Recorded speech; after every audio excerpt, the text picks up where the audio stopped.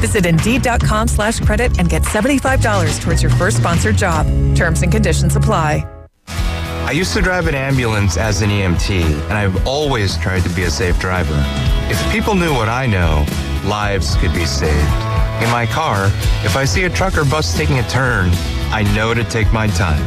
When big vehicles turn right, they may swing wide to make the turn. If you try to sneak in, well, it's a lesson you'd rather not learn the hard way.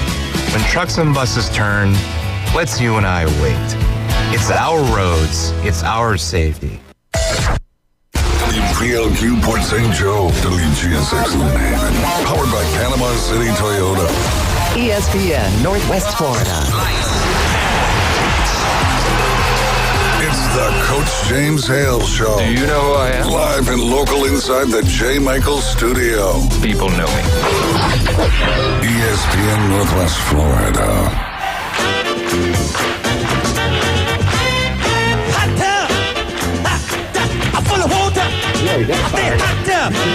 It's hot in here. Woo!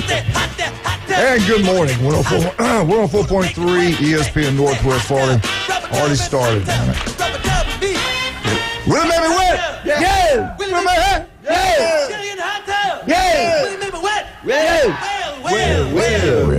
Well. Pat, I was over at Wildcat. I was over at Beef O'Brady's in Lynn Haven yesterday. Thanks for calling me. What'd you get me? I bought you lunch Wednesday. You did. I appreciate that. I took a picture of it. You told me you had a doctor's appointment. James Hale bought you lunch?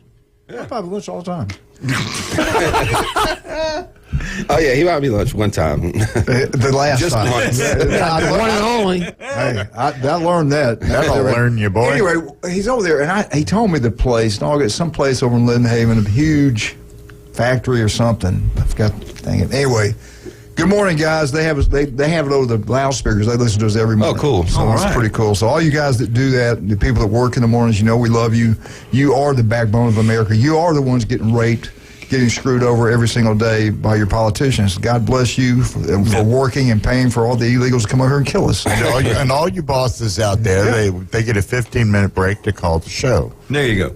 So there. There you go. And that number's 251-6290. So when they take their break, I was watching the weather for March. It's supposed to be warmer, wetter, which means a lot more storms. It's going to be a stormy March, but warmer. Stormy weather. Yeah.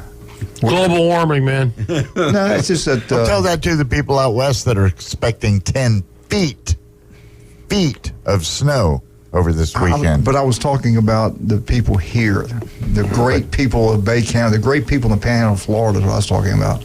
We're going to have a wet March and a warmer March. Just saying. So that means you're going to evacuate tornadoes, there's nowhere to evacuate to unless you've got. I don't know how many people have basements, and you go a little deeper, you get water. So I don't think many people have basements. Ground's too sandy, they collapse. So that's why I don't see them many in the south. Yeah. Talking about collapsing, we have a great show for you today. Glenn Manley's with us this morning. Jason Kovaleski, Jim Brandt, the Big Ten boys are here. Everybody listens when they're here, no doubt about that. To bring some facts. And behind us is the Wildcat himself, Kentucky Wildcat. Hey, let me see the jar.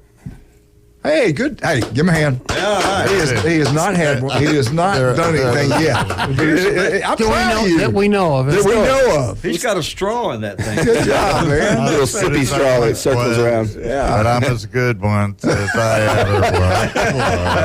ever was. All right, breaking news. It's not breaking news, but this is what's going to happen this year. We're so used to having it in Hoover, Nashville. But welcome in Oklahoma. Welcome, Texas.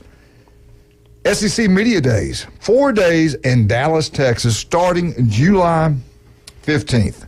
On that Monday, the first group will be Brian Kelly, LSU, Lane Kiffin. I'm just going to give the names of the school because I'll probably forget the head coaches' names. I'll try the first day. LSU, Brian Kelly, Ole Miss, Lane Kiffin, South Carolina, Bielema. Something Beamer. Not Bielema. Beamer. And then on Wednesday, it's Lee from Vandy. Yeah. And then on Tuesday, which would be the 16th, you got the star, Kirby Smart, Georgia. Then you got Missouri, Oklahoma's coach, and Tennessee. On Wednesday, the 17th, Alabama, Florida, Mississippi State, and Texas. Then to close it out on Thursday in the great city of Dallas will be Arkansas, Auburn, Kentucky, and Texas A&M. Pretty good.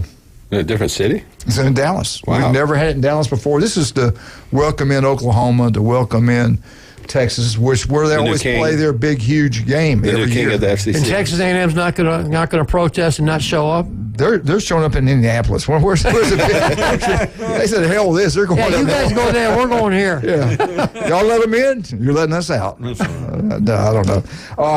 Anyway, Glenn, locally, we got Arnold High School getting ready to play for a state championship. Let's go. Tonight, big game. Wait, whoa. I didn't see Glenn clap. Okay. Good job, Glenn. Hey, thank you. Arnold is playing for the state championship in that's soccer. fantastic. Tell us some other stuff's going on. Baseball last night, it was Bay High School 11, North Bay Haven 6. It was Mobile Charter School, Mobile Christian, 4, South Walton 0. It was Charlotte, I'm sure that's a team out of, on spring break. Charlotte 6, South Walton 1, Sneeds 14, Malone 1. It was Mariana 5, Bluntstown 2, Weaver Hitchcock 9, but Alpha beat them 10-9 Alpha. Bozeman 7, Rutherford 0, Port St. Joe 8, Freeport 4, and Walton 8, and Destin 0. And girls softball, of course, was Bay High 1, Gadsden County 0. Ooh. It was Mariana 12, North Florida Christian 5, Arnold 17, Rutherford 0. Woo! Yep. So, go Marlins. Yeah. Go Rick. We support Rutherford too, Coach. Rick Green. Go Rutherford. Yeah. Go Rutherford. Yeah. Are you okay? Yeah. Well, sugar this morning? Hey, no, I've been good. Hey, good. Wildcats, he been in there sipping on that straw? Don't share that with that water that water did taste different. It's a little warm. It burned a little. Yeah, a little bit. Cottondale 12, Alpha 1. This is softball. Is 4 on Beach 5, South Walton 2, and also Sneeds 22, Graceville 7, Crestview 7. Walton 7, Crestview 6. Bluntstown got beat by Liberty, and that's a big rivalry game, 15-5. Bozeman 11, Holmes County 8. And John Bozeman. Junior college baseball yesterday. It was North Florida 16, Shelton State 8. And then Northwest Florida in the doubleheader got beat 2-1 by Shelton State. And in softball, it was, and I don't know where Sneed State is, but they beat Gulf Coast 4-2 in the first game, and then in the second game, Gulf Coast came back and won 10-2 over Sneed State. So, all right, I got to report something. You would not believe, Wildcat, you listening? I want you involved in this. Unbelievable, the athlete this man is. You'll be shocked. Jeremy Pridgeon, first pitch, Bozeman Bay game, wasn't it? Oh, nice. Bozeman Bay at Bozeman? Yeah. Okay, baseball. He got up there. It's like a professional baseball pitcher. It was incredible. It's all over the website, people talking about it. Our Jeremy? Our Jeremy, the preacher man. He was pitching. First pitch, they honor ceremonial. Glenn, how for every year Glenn gets invited to tip off Glenn Manley, pitch Glenn Manley, bowling Glenn Manley, golf Glenn Manley. Finally, it was somebody different. It was Jeremy Pridgeon, and a lot more people were there too. Anyway, it was he did a great job. He is a great athlete. He jogs every morning. Usually before he gets in here, he's at 4 o'clock in the morning jogging. He eats really well. He's got pretty skin. Kind of like you. In what way? He stays out of the tanning beds, but his diet's incredible. His eating, it's just unbelievable. The guy's just something He's got a special. God on his side. And they said, what in the world's going on with this? Where's the donuts? That's right. No, I just can't get over what a great athlete Jeremy is. And they said he threw a strike, too. Oh, it was unbelievable. Right he was a big-time ref up in Birmingham, in Montgomery. He also played baseball at Weewa, too. Yeah. Well, there you go. That's. So he's had some experience. Jeremy's from Weewa? Yeah. He talks about the time we go in there undefeated, and they had the whole town waiting for us because Thomas Ray and Alex Dunn were running their mouth the entire night before. Thomas Ray still denies that. On the radio, 12 o'clock at night on the radio. Yeah, we're going to beat you. We go in there and they beat us like a drum. Their quarterback was Weewa's quarterback played in a Braves farm system. Oh, wow. Brandon Jones, I think was his name. Yeah. Tremendous. He was like their whole team. Right. I'm just glad to see we have somebody else besides Glenn that gets recognized. I mean, Jeremy gets to do something once in a while. I'm recognized once a week down at the police station. So, That's another. Hey, listen. Turn to the left. I turn right. Sir, can you stand up? Oh, wait a minute. I'm sorry. I put that on my Christmas card. Got 3, What does it mean every time you're in here and Jim's not here? It goes, is Ernest T. Bass okay? That's right. I don't know what he means by that. Is he referring to you? I don't Is know that who you're talking about? I think Ed Strickland does that. Yeah, no doubt. One thing that did happen yesterday before parades, they were a lot of police officers in there. Yeah. And some I don't think from here. I think they may have some training going on, but it was packed out. I mean, they had a lot of police officers in there, and we were talking about. We're pretty glad you didn't show up. It might have been a problem for you. Well, you'd seen him do a practice arrest. Bad boys. What you gonna do? Right. Hands behind your head. Get on your knees. Lock your hand. I know the drill, baby. I hope Arnold can bring us home a state champ. But I was listening to you give out those scores again, and what's always common, if it's a private school, they usually win. Even at baseball games. Yeah. You know? Not this time. Number one in the nation. Tampa Jesuits usually pretty good. Oh, yeah. But Arnold's beat some major national powerhouses over this year, though. Yeah. I mean, early in the year. They're good. I think Arnold's going to do it. Yeah. Because they should have won last year. Yeah. They felt like they were slighted, and just. They probably were. And Jonah Hammond's a great coach. His wife's a great teacher. Had our kids at Beach Elementary, so I'm pulling for them big time because I know them both, and they're really good people. Got great kids. They're still ranked number one nationally, aren't they? Yeah, as far as if I they know. win, they're going to be national champions. That's so rare in high school sports. People don't understand how hard that is. There's one at Arnold team in the at entire Arnold High country. School, a national champ and That'd be state insane. champ. That's never happened. There's a school across the bridge, real low. They never have done that. Oh, never. He's trying to talk about our tornadoes, I know, coach. that's okay. There's only one state championship in football. We can jump them. Yeah. The radio will be Say it again. Say it again. There's only one state championship football team. From our Coach John Cobb. He should. That was a Manly's legend. That was a Manly's 15th year of coaching. That's right. Hey, and And then his 17th year Coach, comes Arnold. Salt, pepper. Stealing all our players. Yeah, where did the head coach from Arnold go to high school and play soccer? I think he went to Bay High. I think he went to Jinx. But no, well, that too. Yeah, if he went to Bay. Did he really go Bay? Yeah. What years was he there? Probably I can't. Jonathan help me out, but he was a field goal kicker also. Just got a text. Glenn taught me everything I know about the ins and outs of soccer. Glenn taught a lot of people a lot of things. Let me tell you, Especially about the ins and outs. I'm actually 1-0 in girls soccer, by the way. Oh, wow. There you go. Oh, man. All right, let's talk about some of our great people. We got our greatest right here, Max Fit Sports Nutrition, Jason Kowaleski. Jason, tell us what you can do for us. And all these coaches that have not reached out yet, what's wrong? Do you really take it seriously? Do you want your kids to have the best opportunity to win? I'll say this. And the parents, where are you at? If you truly love that little boy right there, that little girl you sitting there, and they look pretty good, you need to take them down and see Jason Kowaleski. Yeah, because we put them on our MBI 570. We get our readings of their skeletal muscle mass, body fat. We are able to cater, specific meal plans for each individual to get their goals. We have a free sample bar on all our supplements. We have local military first responder discounts daily. So just give us a call, 850-258-5780 in town, or if you're on the beach, 850-708-3051. Free sample bar at both locations. Pre-workouts, amino acids, intra-workout shakes, protein shakes, some of the best protein shakes. Our Intech Evolution Protein, 0 sugar, no artificial sweeteners or flavors. A lot of people that are having stomach distress now are because of the coloring, the stuff they're putting in the food. This is the natural, no artificial coloring, flavoring protein. It's got a multivitamin, collagen. It's a grass-fed whey isolate, so it's one of the cleanest proteins you can possibly get. So come down, grab a free sample. We got a caramel latte if you like coffee. A lot of people, parents especially, put that in their coffee to get a little protein in the morning and flavor their coffee and avoid the calories of the cream and sugar. But Emily's killing on our meal plan, especially with the high school kids. If you're looking to get that edge and take your body to the next level, which is where you're going to do when you get to a college campus and deal with a real nutritionist, we can kind of get you a head start to give you that foundation. So. No doubt. You can try before you buy it. Yes. I want to talk to you break. Remind me to ask you at break time about the protein shakes. I got a question for you. I don't want to ask you on the air. I want to ask you because I got to get these other ones done. El Rodeo Tequila Bar and Grill was there yesterday. Had a great meal. They got a great deal going on right now. It's not just happy hour. Anytime. Walk in there, one small draft beer. Next one's free. One small margarita. Next one's free. Great food on Thursday. And David wanted to know when Jim Durant and Glenn Manley will show up on a Thursday.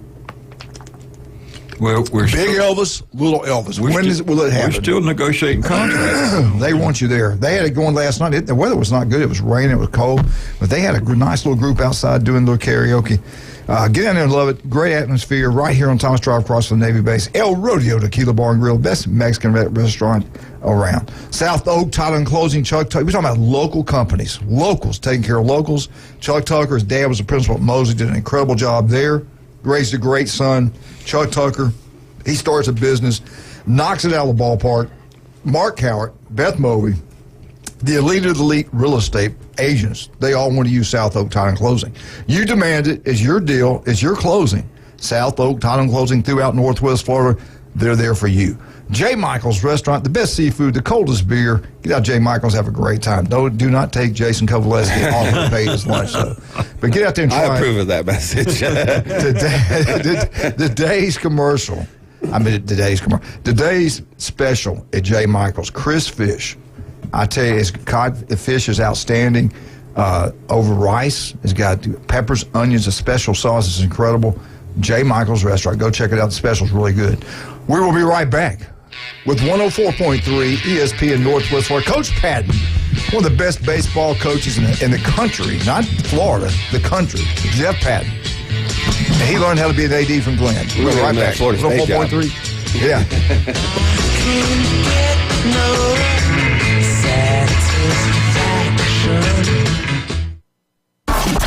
ESPN Northwest Florida presents the most college basketball. Three-pointer, push it in. College basketball is back. The Panhandle's destination for live play-by-play. The SEC, ACC, and beyond. Oh, you saw that coming, Rampant. The biggest games play right here. ESPN Northwest Florida. This is Joanna with ESPN Northwest Florida. Here is your weather forecast on this Friday morning. As we head into this afternoon and evening, light rain and a high of 66 with a gentle breeze at 9 miles per hour out of the southeast. For tonight, light showers and a low near 63. Tomorrow, raining moderately throughout the day with mostly clouds in the evening and a high around 71. This weather forecast is brought to you by Earthworks of Northwest Florida. Thank you for keeping that dial at ESPN Northwest Florida. Rely on it.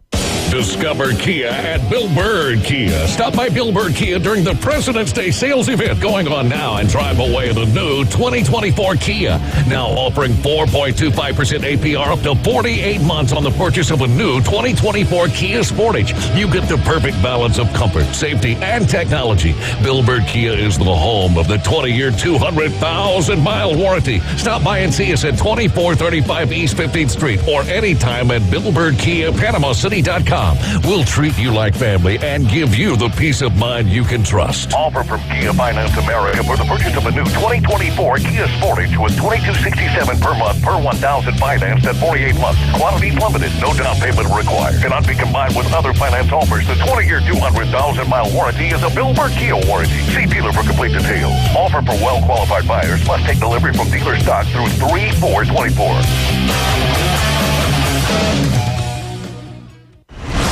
The number one SEC call-in show is now twice as big. It's double the Paul Feinbaum Show. Weeknights starting at 6. Okay, but also go faster. Now back to the Coach James Hale Show inside the J. Michael Studio. 104.3 ESPN Northwest Florida. And welcome back. 104.3 ESPN Northwest Florida on absolutely gorgeous. Couldn't have a better weather than today, as far as you know. Liquid sunshine. Well, you didn't go play golf, so you're here, so it turned out to be great. You turned that negative situation to a positive. That's setback right. to come back, Glenn's in the building. So That's a then good thing. I got accosted by you as soon as I came in, so I'm not sure. Yeah, I didn't see any damn donuts in here. All right, let's bring him on right now. The head baseball coach, well, I think one of the best I've been around, and that is Coach Patton. Coach, I got a question for you. You grew up in, I believe, in South Florida. You went to Florida State. Is there any truth to the fact that you heard at Florida State during a lecture people talking about Glenn Manley up here, the greatness of Manley, and that's what drew you to Bay County. Yeah, I mean, I don't know how you can avoid that. He's the talk of the town everywhere. It was like a tractor beam. I just got sucked into it. I had to come. So, yeah, when I interned, I interned, and Coach Manley was there at Bay High, and yeah, he had a lot lot to teach. They stood like the bat signal, had a picture of Manley up in the sky. It's amazing. It's amazing. Yeah. Bay County would not exist if it wasn't for Glenn Manley. Yeah, my jump shot got a lot better. My jump shot got a lot better in basketball games. I posted him up a little bit. He didn't like that. He did. I got a foul on you then. Well, I actually tried to hire him. He said, "No, I'm not coming to work for you, Turkey." Well, there's a little more to that story. Hey, first we get into baseball. Any news on football? Still quiet? Yeah, it's still quiet. We're hopeful. Fingers crossed it happens soon. Mine always are. Hey, give me a call when you can, and I'll announce what's going on. You'll be the first to know. When it's official, you'll be the first to know, Coach. Thank you, buddy. All right, hey, y'all knocking out of the ballpark. You get a big win, 7-0. We hadn't talked to you since last Friday. Give us a little rundown of what's happened the past week. Who's playing well for you? Give us some scores. And I believe you guys are still undefeated. Yeah, we are. I talked to y'all Friday morning, and we played Bay High that Friday night, and we won. Gosh, I think it was 10-0 or 11-1, something like that. And we played pretty well that night. We got off to a little bit of a clunky start, but we had to bring a freshman, Alex Goodwin, in to pitch against Bay on Friday, and he did a great job. I think he went 4 innings and held them down and gave us a chance to get our offense going. And then Tuesday we played Cottondale, and they've got a FSU commit over there. They've got a kid named Cameron Odom. He's a good player. He just got done with basketball, so he pitched, I think, 1 inning there. But they've got a good team, and they feel like they're one of the teams in our region that we could see down the road. So, I think we won that game, I think, 11-1. Our pitching and defense has really been carrying us. We're not swinging the bat great. Early in the season you can get some walks and teams make errors. So we're finding ways to score some runs. But pitching and defense right now, has been really, really good. I think we only gave up a couple of hits, and I think last night against Rutherford we only gave up a couple of hits. And we're playing about as error-free ball as you can defensively, and throwing a lot of strikes, and we're not beating ourselves, which in high school baseball is huge. Yeah, what kind of a schedule you got coming up, and who's in your district? Yeah, it gets significantly tougher starting today. Weather permitting, this radar doesn't look good, but we're supposed to go over to Arnold and face the mighty Marlins tonight. So we'll obviously have our hands full. And I would imagine Cooper Moss is throwing, so everybody knows how good he is. So, we look to. Jeff, did you see where he was ranked? I think maybe 6th best player in the state. Yeah. It sounds about maybe he may need to be higher. He's really good. He's just big and strong, and he competes. And Blair, they got Blair too. Savvy. They got Blair. Yeah, Blair. Yeah, he's no treat either when you have to face him. So they got 2 SEC commits, and they're athletic, and they swing the bat, and we're just going to do what we do, and hopefully if we can hang in there, and hold it down, and maybe have a chance to win one late, which is kind of a strength of ours. We play fairly well late game situations, so if we can get to the 6th or 7th inning and hang on, maybe we look to have a chance tonight. What do you do though, the weather, if it's bad? Do you guys make it up or say, hey, let's go our separate ways, the weather was bad? Well, I tell you, we did find a date, so if we do get rained out tonight, we have a date we can play. But it's with these rankings, it's something Coach Jones and I talked about, because baseball is a game where you get rainouts, basketball you just play, if the air conditioning goes out, you just keep playing. Right. But with the rankings now, you don't get to play your best team in baseball every day. You got a different pitcher, and every day, and everybody does. So if you fit a game in a week where maybe now you're weakened against a team you should beat, that could affect your rankings, that could affect your seeding. So I think coaches have to be very careful. I'm not sure anybody knows exactly the right way to do that. But in the past, the district games are what mattered. So if you lost a regular season game here or there, it really wasn't the end of the world because your district games counted so much. But now, honestly, every game counts. So if you lose to somebody who maybe you shouldn't lose to, but you did because you got to play Arnold and you got to throw your better guys there, and then you lose the game, it can affect you late in the season. And I think coaches are concerned about that. So, when sometimes games don't get rescheduled, I think that probably has something to do with it. But we do have a date, and if we do get rained out, so we're definitely going to play Arnold twice. We were talking, we've talked to a couple coaches this week. We'll go ahead and ask you this now. If you have a stud pitcher, and you've done it so long, you've won so many championships, does it bother you to play or pitch him twice a week, maybe start him a game and maybe close out a game? Or do you like, if you can, just let him pitch one time a week? That way you save him throughout the season. I've heard people think different ways. What's your thoughts on that? Yeah, it's kind of, I think it's unique to who you're playing, and each week I think you can go with both philosophies, honestly. If you're playing two really tough teams in the week, so for us, Zach Flitcraft and Trey Power are our two best pitchers. So we threw Zach on Tuesday, but we got a little bit of a lead, so I made sure his pitch count was such that if we need him Friday night against Arnold, we'd have him. Yeah. But if that game was close and we needed to let Zach go, we would have just won on Tuesday and worried about Friday with having a second pitcher. So I think in our situation, we've got two that we really like.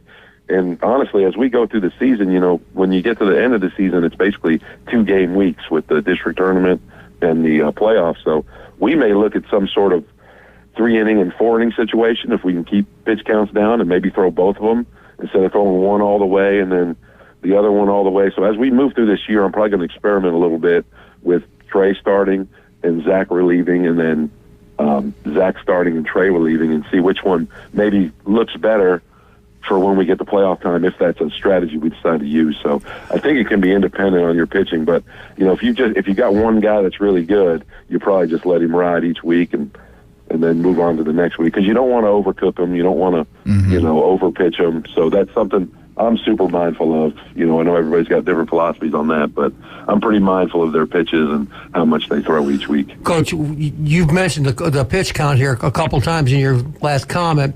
So how, for somebody like myself who's not real familiar with baseball rules in high school, is it based on what grade they're in, how many pitches they've thrown? How does that whole thing work where, hey, man, this guy's thrown X amount of pitches, we need to scale it back? How does that all work for the people out there like me who don't quite get it?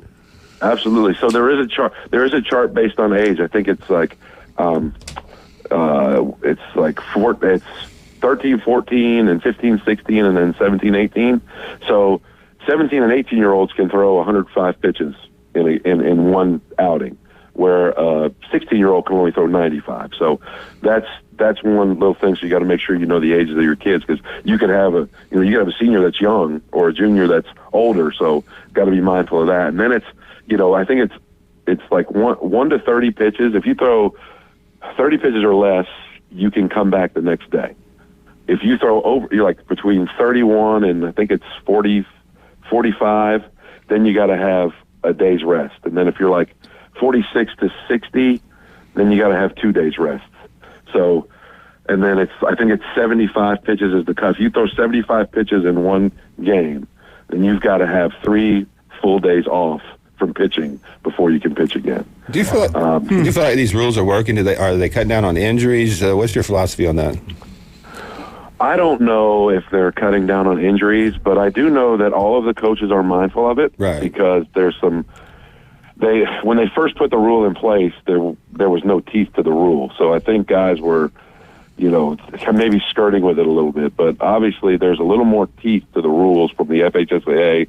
They're putting a premium on it, and there's this thing called Game Changer now, where basically someone is basically doing a baseball scorebook as the game's going on. So if you're not at the game, you can see what's going on, and it counts pitches for kids, so everybody can kind of see that. And then there's Max Preps where we put all of our stats and games on, and sometimes you can see pitches there. So we're kind of policing ourselves with that. But I mean, I think it's helpful, and I'll tell you what it does also is you better have more than 1 or 2 pitchers. Right.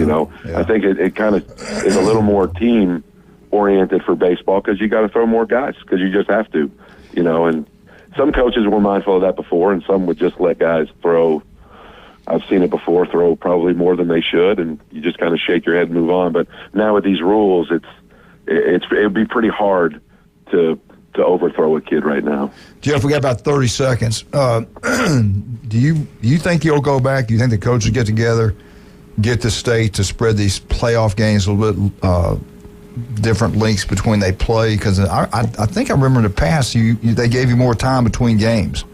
Yeah, there's been plenty of years where you played one and played another one, and you could throw the same guy. Right. I kind of like the format because I think it's more the better team than just a team that has got one guy that nobody can hit, and they ride him all the way to the Final Four. Mm-hmm. But I like it better, and they are tossing around the idea of a 3-game series in the playoffs, which is a little more suited to baseball. Yeah. And I think that's a little more suited to the better team advancing than just the one and done format. That'd be awesome. And I wanted to, I didn't want you to be upset with me doing the pitch out Arnold Bozeman game. I know you had asked me. I know you had forgot to call, but you did ask me before to the first game. Yeah, but, we'll do it next time. We'll do it next time. Okay, I'm going to put a batter in there when you throw it.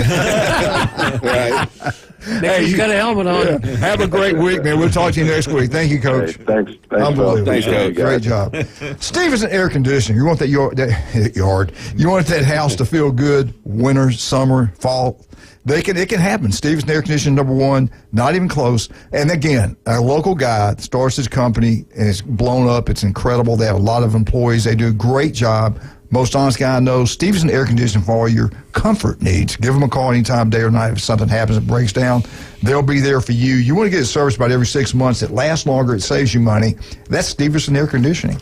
Also, don't forget about Charlie Corn's place on 15th Street. Him and Linda's had a restaurant since 1986. They got the room in the back, seats up to about 25 people. They got beef tips, chopped steak, spaghetti, meatloaf. They got it all. The best country cooking you'll get anywhere. Great deals every single day. Charlie Corn's place on 15th Street. All right, we will be right back. We will be talking about Jim Durant's Florida State Seminoles. We get back 104.3 ESPN Northwest Florida.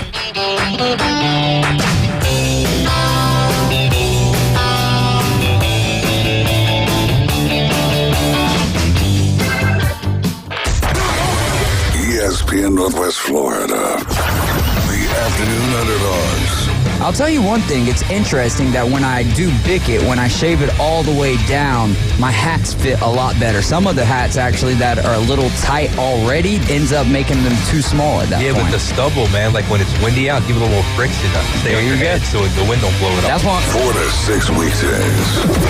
104.3 ESPN Northwest Florida. Ellis Agency Insurance has been serving Panama City and Bay County for years. They offer a full line of affordable insurance coverage of all types. Many people are attracted to Ellis Agency Insurance because of their friendly, knowledgeable staff. Call independent agent Johnny Ellis for a true comparison of your personal or business insurance. Ellis Agency Insurance at the Old Cullen Insurance location, 1134 Harrison Avenue, across from Dandy Donuts and Deli. Call 763-1627. Hey there, folks. Looking for a place that feels like home right in the heart of Panama City? Well, look no further than Charlie Corm's place at their new location on 15th Street. Charlie Corm's is not just a place, it's an experience. Imagine cozy corners, friendly faces, and the aroma of delicious dishes that'll make your taste buds dance.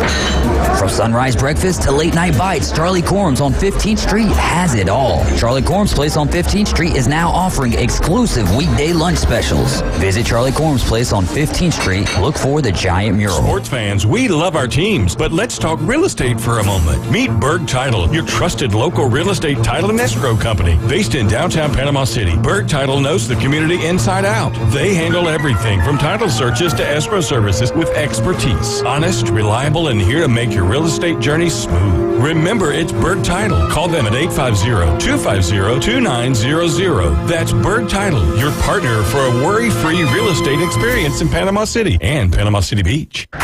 He doesn't try on clothes at the department stores.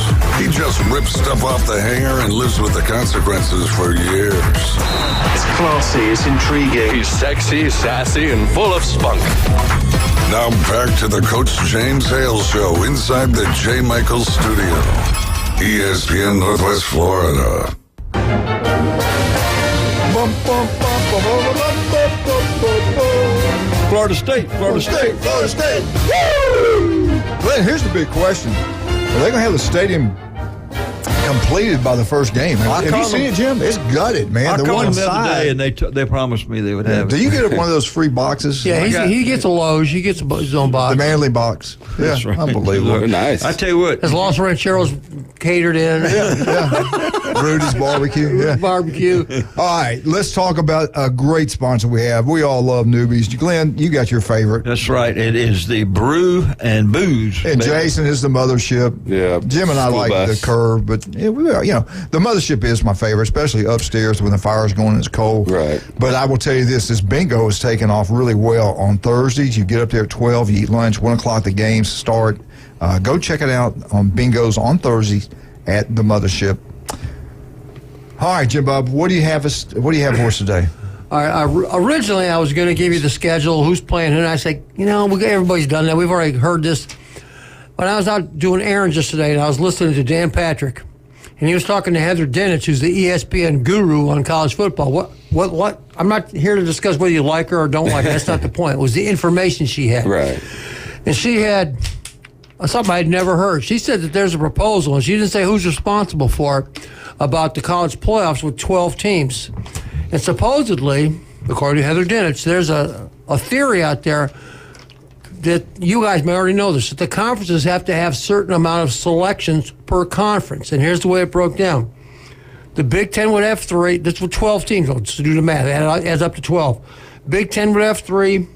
SEC would have 3. Big 12 would have 2. ACC would have 2, and then there's 2 left to kind of on their own. So it's 3, Highest 3, group 2, of 2, 4. Yeah, the Power 1, Five. 1. Yeah. So, And then 2 or 3 more SEC. So, and then three at large. the point that she was making, and this is what I want to tell you, this is how it leads to Florida State. If that's really true, and if that's voted on, and that's really the way it's going to break out, and I'll be honest with you, I'm surprised it's not higher for Big Ten and SEC, because that's kind of the way it's going. But anyway, is that going to influence Florida State? Well, if we go with this delay, if that's approved, the ACC will only have 2 picks or 2 selections of the 12-team playoffs. If we go to the Big Ten, there's 3, or if we go to the SEC, there's 3. So I'm asking all the gurus here, all the people in the know, would that influence how they go? We went over this yesterday when it came out, and I had never heard this. Yeah, Jeremy and we're talking about it, and the bottom line is they can have this how they want. If the SEC and Big Ten decide they want to change this, it's going to be what they want. They got the power now to do whatever they want to do. Well, if you read the press release I got from a couple of the Big Ten sources yesterday, that's not going to be very long. The SEC and Big Ten are trying to create the Power 2 conference right now. Yeah, They've already coming. discussing it. It's going to be a playoff between them. The number, and I was more thinking about 24, but the number's about 20, 21 for each school, depending on Notre Dame to Florida State. That's 24. What I'm thinking it'll be. 48 total. But I think there's an offer on the table for Florida State to join the Big Ten already, a contingent based on their lawsuit. If that goes through, they will be in the Big Ten, supposedly from this source. Yeah. And there's a lot in motion behind the scenes with the Big Ten and the SEC. For the crazy thing is they're agreeing on almost everything. They want to break away from the NCAA model because they don't want to be governed by the NCAA. They're going to have their own governorship. They're going to actually bring payment and NIL in-house, which means that comes directly from the school. So they're going to be paid employees. Under contract. They're doing away with scholarships. There's going to be unlimited scholarships. You can recruit and bring in as many kids as you want, as long as you can afford them, obviously, because they're going to be paid employees. And they're going to be totally separate from every NCAA sport, because not every NCAA sport is going to have paid employees like the college football. So college football is going to be totally different. It's going to be a Power 2. There's going to be a commissioner approved by the SEC and Big Ten, and this is happening. It's happening probably fast. 2026. All right, you talked about FSU going to the Big Ten. I've heard the same thing. Yeah. Then you had another guy going, here's who it is. Here's the 24 teams, all right, from the SEC. It's who they had. And they had broke them down, just like the NFL. You had 4 divisions. They play up to win the SEC championship game. Then it'll be like the Super Bowl. The SEC champion will play the Big Ten championship. Right. They're copying what the NFL does. They make money. They know what they're doing. But this, I'm going to go to this one more time. This was Group A. The 24 teams in the SEC of this thing's really happening. Texas A&M, Oklahoma State, Missouri, Arkansas. Those winners will make it to the next round. Right. Then you have, and I think they have a run-up team too. I don't know how it's going to work out. The other one's called Group B, the Plains, Alabama, Auburn, Mississippi, Mississippi State, LSU, Florida State. They got Florida State in the SEC. I'm not saying it's a done deal. I'm just saying what the source had said in that thing. Yeah. All right, Group C. You had Florida, Georgia, South Carolina, Clemson, Tennessee, Vandy. Group D, Kentucky, Louisville, North Carolina, Duke, Virginia, Notre Dame.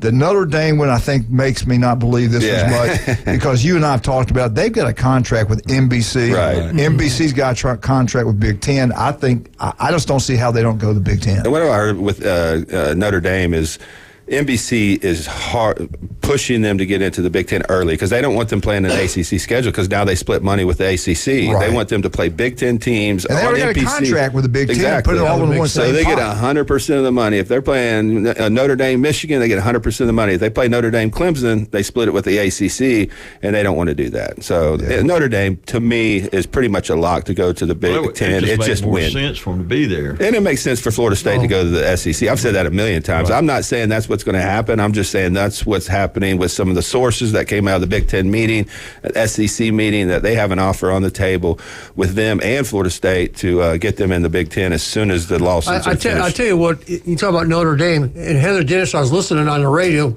And she knows. She does know. She said something that really surprised me, because we got the 5-7, and if you Notre Dame's not in the conference, so they could be the number one team in the country. Right, win all their games. And the highest they could be ranked in the playoffs is number 5. And not get a bye. And they're okay. According to her, she said they're okay with that. They know that, hey, we got to win one more game, but it'll be a home game. It'll be at Notre Dame. Our first game would be a home game. In December, yeah.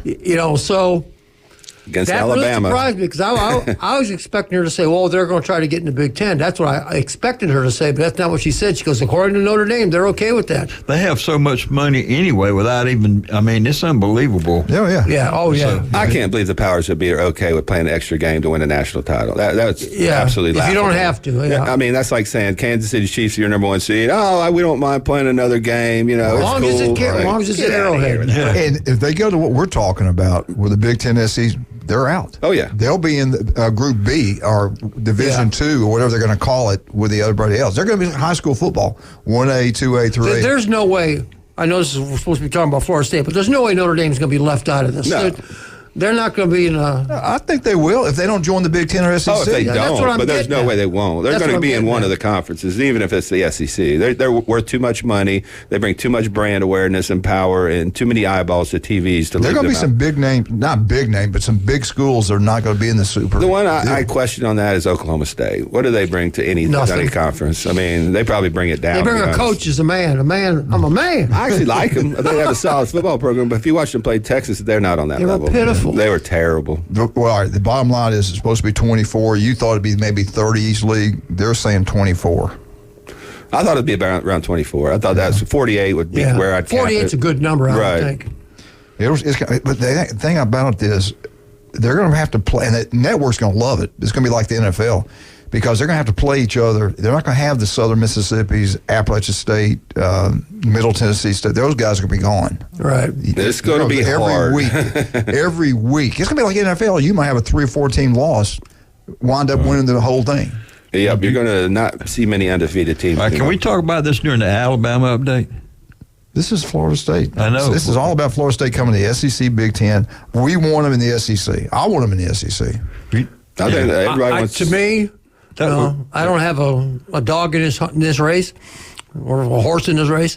I don't think SEC is going to take Florida State. I think they're going to go to the Big Ten. That's really what that's all I've heard the most. I can see that. Yeah. All right, so we'll see. We got to take a break. When we get back, we're changing things up. Jeff Spiegel has to come on at 7:45, not 8 o'clock. Did we want to talk about the new uniforms maybe? Is that what you had in mind? Yeah. I've watched twice in the last 2 weeks. I've turned on Florida State games just to watch.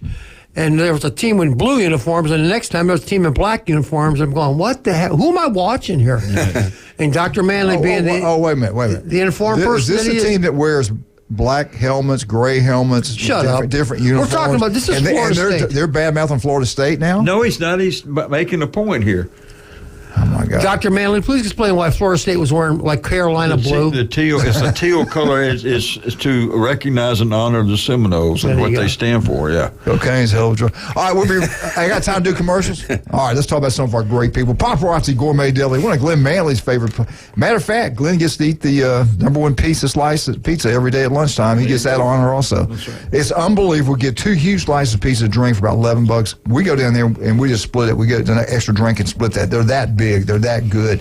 Paparazzi Gourmet Deli. Big John owns it. Does a great job. Retired police officer. Don't forget the deli. Lasagna, spaghetti, sandwiches, unbelievable. But the bakery is number one, no doubt about that. Paradise Cake, Napoleon, carrot cake. They got pudding. They got it all down there. Paparazzi Gourmet Deli. A little pudding. Yeah. Dr. Hale loves pudding. 1 in 5 develop skin cancer. It can be deadly. He has offices throughout Northwest Florida. Don't put it off. 5 minutes can save your life. We'll be right back. 104.3 ESPN Northwest Florida. Call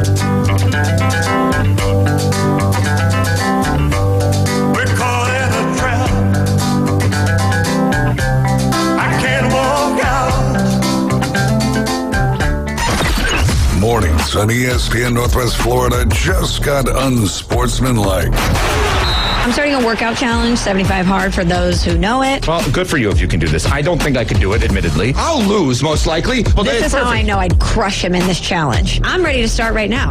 Do it. Do it. Do it. Do it. Do it. Do it. Do it. Evan Canty and Michelle. Weekdays 5 to 7 on ESPN Northwest Florida. This is Joanna with ESPN Northwest Florida. Here is your weather forecast on this Friday morning. As we head into this afternoon and evening, light rain and a high of 66 with a gentle breeze at 9 miles per hour out of the southeast. For tonight, light showers and a low near 63. Tomorrow, raining moderately throughout the day with mostly clouds in the evening and a high around 71. This weather forecast is brought to you by Earthworks of Northwest Florida. Thank you for keeping that dial at ESPN Northwest Florida. Rely on it. Discover Kia at Bill Bird Kia. Stop by Bill Bird Kia during the President's Day sales event going on now and drive away the new 2024 Kia. Now offering 4.25% APR up to 48 months on the purchase of a new 2024 Kia Sportage. You get the perfect balance of comfort, safety, and technology. Bill Bird Kia is the home of the 20-year, 200,000-mile warranty. Stop by and see us at 2435 East 15th Street or anytime at BillBirdKiaPanamaCity.com. We'll treat you like family and give you the peace of mind you can trust. Offer from Kia Finance America for the purchase of a new 2024 Kia Sportage with $2,267 per month per 1,000 financed at 48 months. Quantities limited. No down payment required. Cannot be combined with other finance offers. The 20-year, 200,000-mile warranty is a Bill Bird Kia warranty. See dealer for complete details. Offer for well-qualified buyers. Must take delivery from dealer stock through 3/4/24.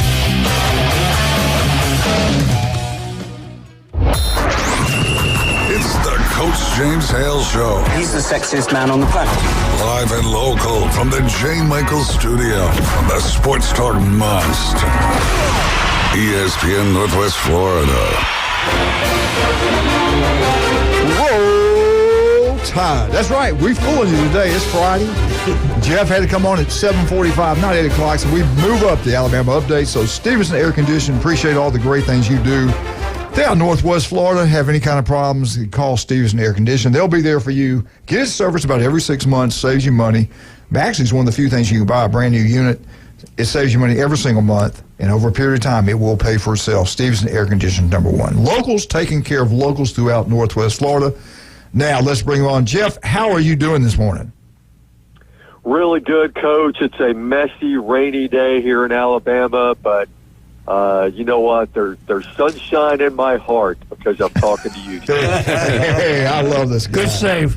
All right. He must have got a raise. He did. I pay him well. All right. Media days. Everybody's wanting to know how you let this happen. People are blaming you for this. We always have SEC media days either in Nashville or Birmingham, Hoover. Usually Hoover. What, did it Destin one year? No, not SEC Media Days. They still have their conference down in coaches stand down there. But you being who you are and the pool you have, the SEC Commissioner's office right down from you, how did they get it switched to Dallas? Is this throwing a bone to Texas and Oklahoma? Welcome to the SEC. We're going to go to Dallas in July. Yeah, and Coach, don't forget, Texas A&M is also in the SEC. Oh, that's true. I heard they're going to Big Ten, though, but okay. What'd you think about that? I don't like it. I mean, I know our company doesn't like it, because they don't want to spend the money, that much money to put us up, in rooms out there all that way. But regardless of that, I mean, it's an effort of Greg Sankey to kind of, not regionalize this conference, because it's not. I mean, it's called the Southeastern Conference, but it's a lot bigger than that. Yeah. So, it's an effort to kind of expand the footprint, if you will, and just get them in a huge, huge market, and everything's bigger in Dallas. Yeah. All right, I know we're going to talk Bama in just a second, but I got to get your input on a couple other things. We were talking about the new proposal, 14 playoff team, SEC 3 automatic bids, Big Ten 3. But the bottom line, if the SEC and the Big Ten decide to do something different, I don't think anybody can stop them. I do believe we're headed towards the Super League, where the SEC champion will play the Big Ten champion for the national championship, like a Super Bowl Sunday to Saturday, like they do in the NFL. I think we'll copy everything eventually, or if they do in the NFL. Do you like this new deal where if this happened with the 14 teams and 3 get in from the SEC and 3 from the Big Ten, which I think is not enough, what's your take on all this? Well, I think if you're a Southeastern Conference football fan, I think you love it. I think if you're a Big Ten football fan, you love it. I think if you're a football fan of any of the other leagues, you probably hate it. But I mean, that's where the stronger teams are usually anyway. So it's the SEC and the Big Ten are making a power move because they're well equipped to make a power move. And so it'll be interesting to see how it all develops. But that appears to be where we're headed. All right, let's switch into Alabama. Alabama, Tennessee. Game day is going to be there. I think I don't ever remember them being there before. It could be the first time they've ever been there. They got to be pumped up. But I watched Auburn and I watched Tennessee, and that one player they got at Tennessee is a stud. Yeah. He's something special. I don't know if I feel good about this game or not. I know Alabama. I watched Alabama, Tennessee up at Tennessee, and Tennessee put it on them. How do you feel about this game? Can Bama do it? Can Bama beat Tennessee this Saturday? Well, I think Nate Oates is encouraged, by what happened on Wednesday. They got down and then they fought back, but let's not run away from the fact that these guys still can't guard people. They gave up 88 points in that game. They can't win every game like 103-88. They just can't do it. I mean, if you're going to be an elite team, if you're going to be an Elite 8 team or a Final 4 team, you got to be able to hold people below 88 points. And this Dalton Connect, he took over the game, against Auburn. He outscored Auburn, the entire Auburn team, 25-21 in the final 12 minutes of the game. He just took over. Oh, yeah, I saw it. Oh, he's incredible. So, he's going to be a problem. He can knock it down at any goal, be it Coleman Coliseum or coach in your backyard. He can dominate you in your backyard.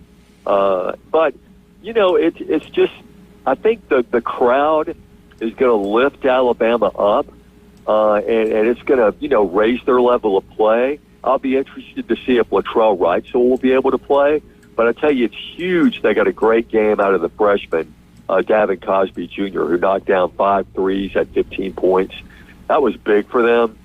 So, they're probably going to need, some depth, but they're going to need to play defense, and they got to find somebody that can guard Connect. Well, looking forward to it. Do you know if this is the first time game day's ever been on campus for a basketball game? Is that true? It absolutely is. They've been to Auburn twice, but this will be the first time they've been to Alabama, so it should be a pretty cool morning.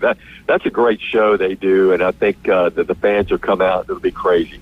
All right, let's talk about spring football. Auburn's already practicing now. I watched some clips of them. They have got some good-looking players, especially the receivers. That's one area they were really weak in last year. They got some good-looking kids out there right now.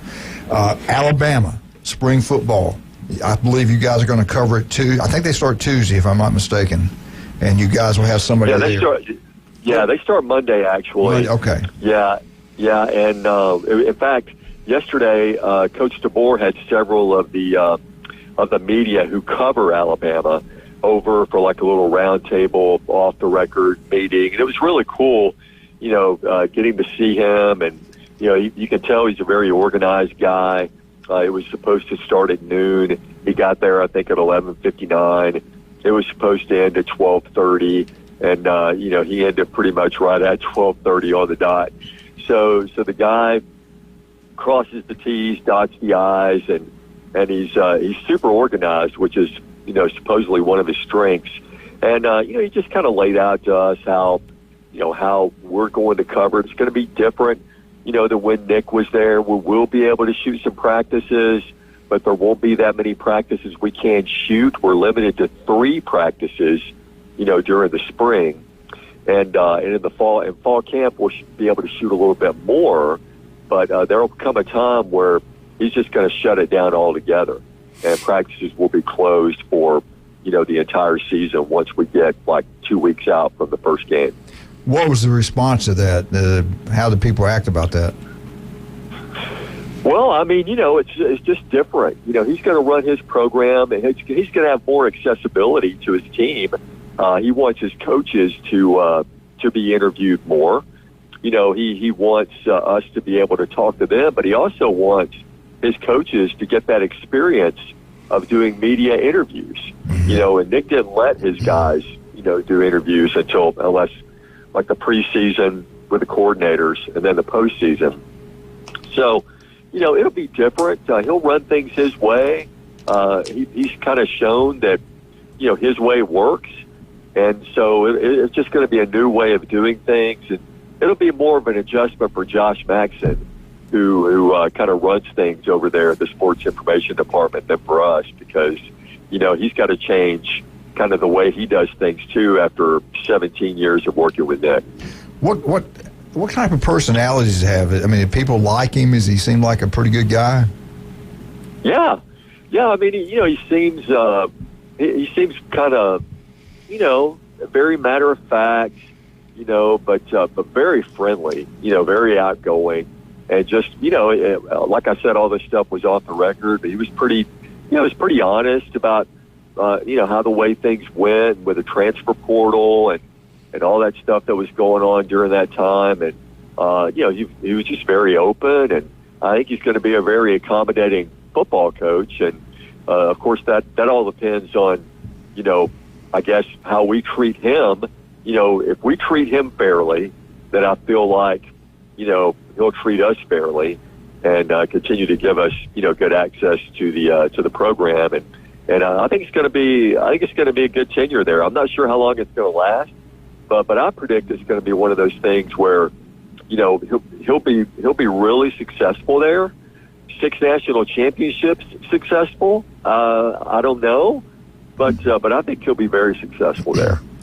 All right, the spring football. I'll tell you right now, one player I'm looking forward to watch, and I think it's going to be unbelievable, is that running back, number 22, Hayes. I think his name is Hayes. I can't wait to watch him. Anybody you got an eye on, you kind of looking to see how they develop? Yeah, I mean, there's going to be some of these new guys coming in. Like there's an edge rusher, Noah Carter, who he's big on. He talked about him yesterday, in our little meeting about how much he's looking forward to, to having him out there. There are some guys who are going to make, an impact, as freshmen. For Alabama, it's probably going to be him. For Auburn, it's going to be Cam Coleman. Coleman, I think, is the next coming of Julio Jones. No doubt. I mean, this guy's got the size, he's got the catch radius, and Hugh Freeze said it yesterday, that guy's going to play as a freshman. And this is only after having him in camp for like one day. They showed the clips of him, and you could just see it. That's who I promise. That's what I thought when I saw him out there as big as he is. I said, that's Julio Jones, this guy. Yeah. And Jeff, it's weird, like, when all this stuff happened with Coach Bryant, Coach Dye got right there. They got Bo Jackson. Alabama didn't get him. And I said it last year to you. I said, with them not getting him, this might be changing the turn of the tide. So kind of with this Coleman kid going to Auburn after he was committed to Bama. I still think that was a big deal. I think that was huge. Yeah, he even wears number 8. Julio's numbers. So, it's going to be cool to watch him play.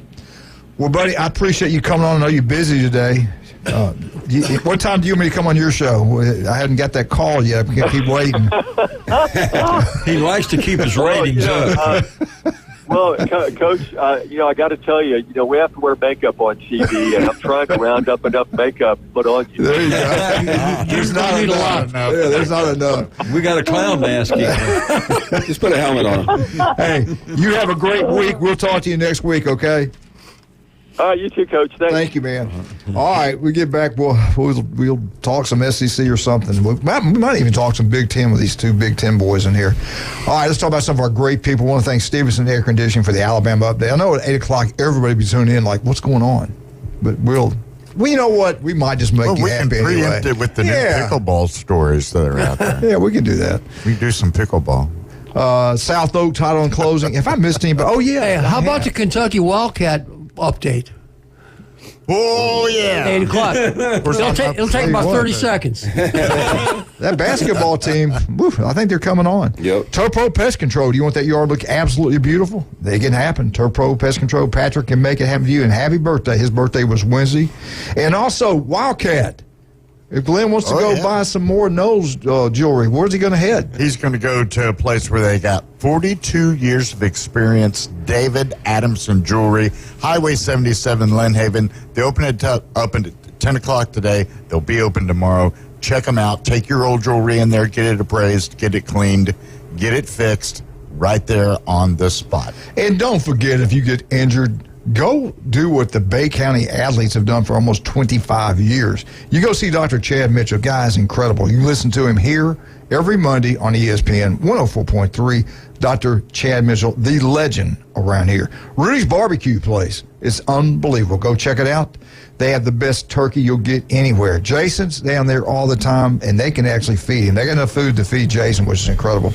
Tell us about your experiences with Rudy's Barbecue. Well, I go down there probably 3-4 times a week. Usually I get the brisket with the new potatoes and the cream corn. Really, really good meal. But you do get a lot of food. And then I love that jalapeno cheddar sausage with the Rudy's beans. A little spicy, like a little chili with the kielbasa sausage, man. It's really good. But you get plenty of food. They cater. They got breakfast. They got TV. So I go down there in the afternoon, watch a couple basketball games, get my food in, and then head to the house.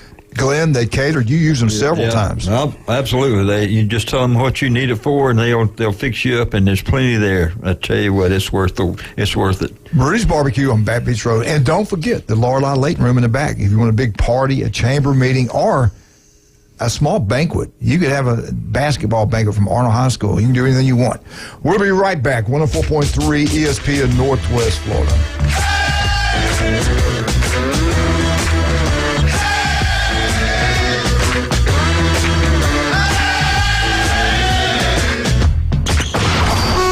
ESPN Northwest Florida, the Paul Feinbaum Show. Jim just quit. Most people think Johnny B is the reason, so I feel like it's only right to get the first comment from Johnny B. He is good at one thing, quitting. And I also want him to send me my number 13 Merrill boot back once they get it out of his butt. Paul Feinbaum, weeknights, 6 to 10 on ESPN Northwest Florida. This is Joanna with ESPN Northwest Florida. Here is your weather forecast on this Friday morning. As we head into this afternoon and evening, light rain and a high of 66 with a gentle breeze at 9 miles per hour out of the southeast. For tonight, light showers and a low near 63. Tomorrow, raining moderately throughout the day with mostly clouds in the evening and a high around 71. This weather forecast is brought to you by Earthworks of Northwest Florida. Thank you for keeping that dial at ESPN Northwest Florida. Rely on it. Hey there, folks. Looking for a place that feels like home right in the heart of Panama City? We'll look no further than Charlie Corm's Place at their new location on 15th Street. Charlie Corm's is not just a place, it's an experience. Imagine cozy corners, friendly faces, and the aroma of delicious dishes that'll make your taste buds dance. From sunrise breakfast to late night bites, Charlie Corm's on 15th Street has it all. Charlie Corm's Place on 15th Street is now offering exclusive weekday lunch specials. Visit Charlie Corm's Place on 15th Street. Look for the giant mural. WPLQ Port St. Joe, WGSX Lynn Haven. Powered by Panama City Toyota. ESPN Northwest Florida.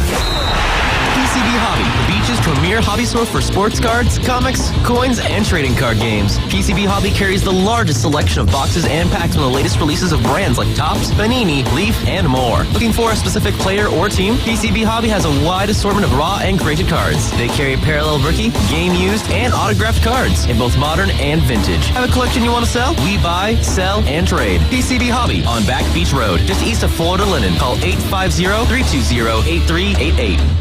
Put down your natural light. It's time for the Alabama Update. The Alabama Update, weekday mornings at 8. On the Coach James Hale Show at 104.3 ESPN Northwest Florida. Oh, yeah. This is a man. Oh! There's your weekly fix right there. But it wouldn't be nothing. No. Nothing without a woman or a girl. So true, so true. Can't live with him? To make a sandwich. Can't live without him. You see, You see? man made the cars to take us over the road.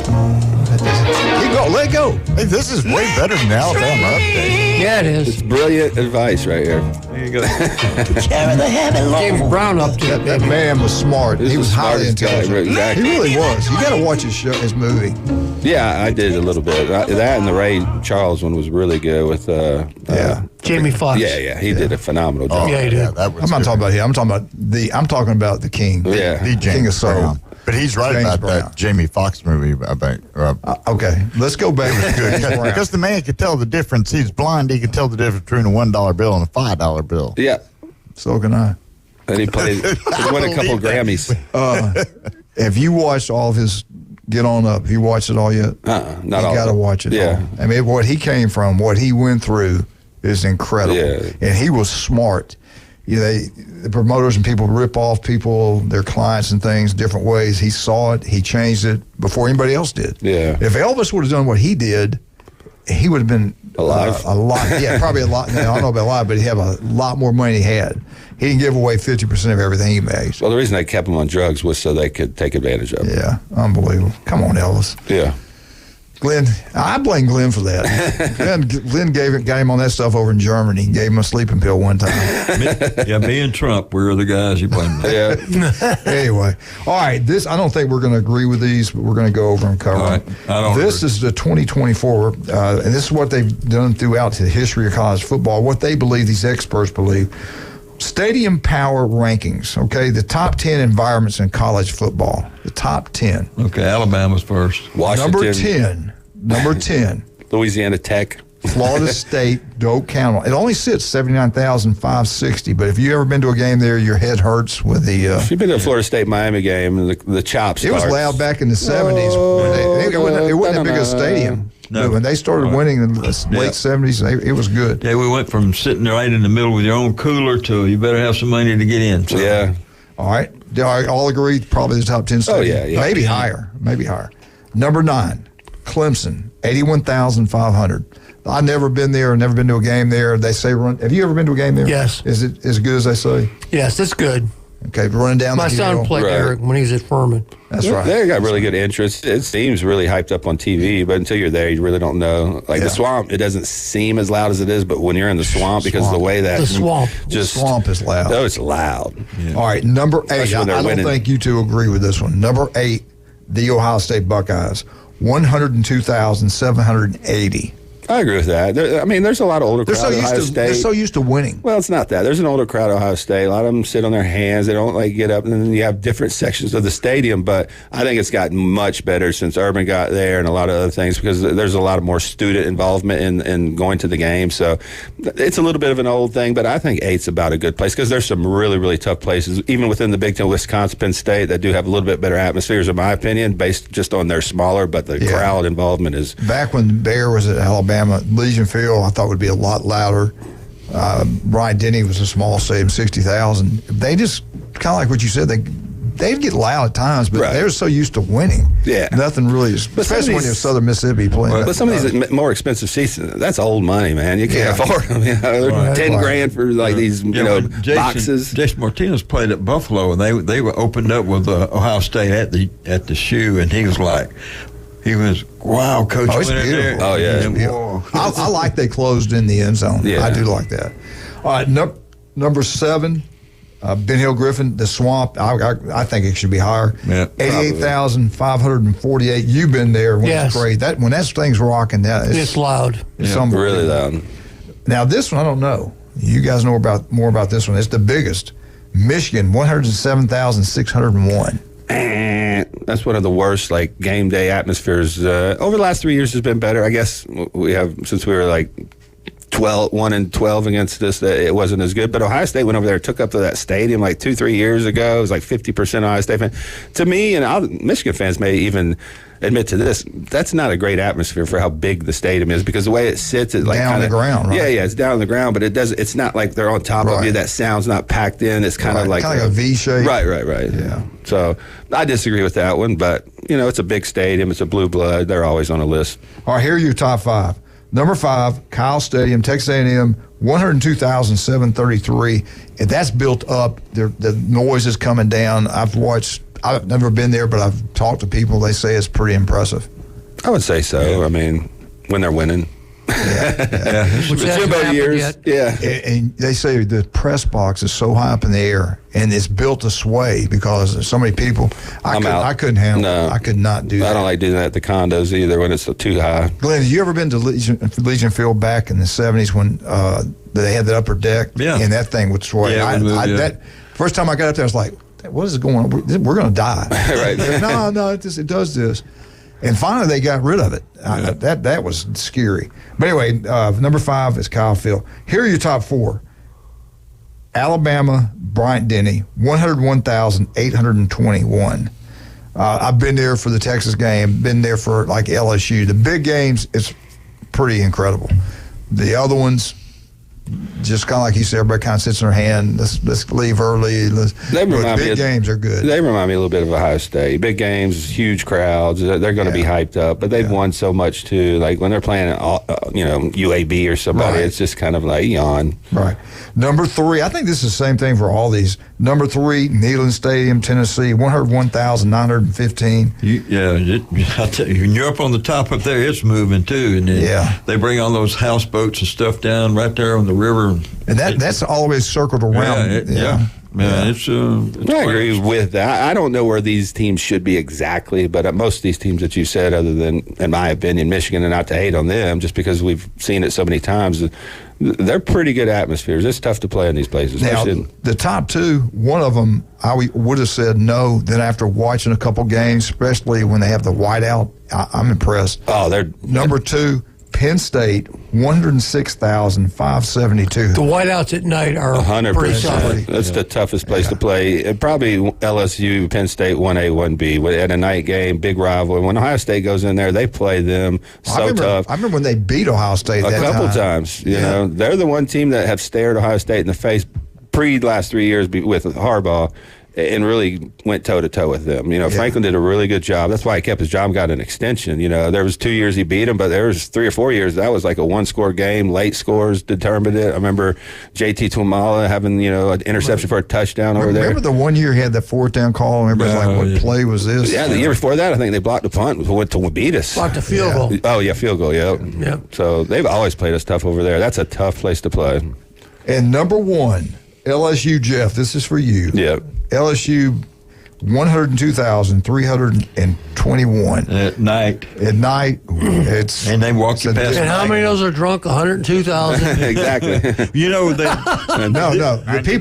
people that take your tickets, the people that call the game, everybody is. Right. I mean, it's like no even other like place. the Tigers. It's a tiger, and he will eat you. But they when they said they could start selling beer in the SEC and all that, they had to put in in the second level, they had to put in like 6 more places to sell beer. Do you remember we reported this? Somebody, they broke in and stole the beer, some students or something, they caught them. I guess they got cameras and stuff. I think Wisconsin and Auburn need to be up in there. Yeah, I was shocked Auburn was not there. And Wisconsin, the jump around, that's pretty impressive too. When they're winning, that's a tough environment to play, especially at night. We went to the Florida State LSU game in New Orleans, and when they did that Tiger song right before the game. Live the Tiger, whatever. Yeah, that place. Hold that Tiger. Hold that Tiger. Oh, yeah. Them people went nuts. Wow. I mean, it gets your attention like, whoa. And that was 50%.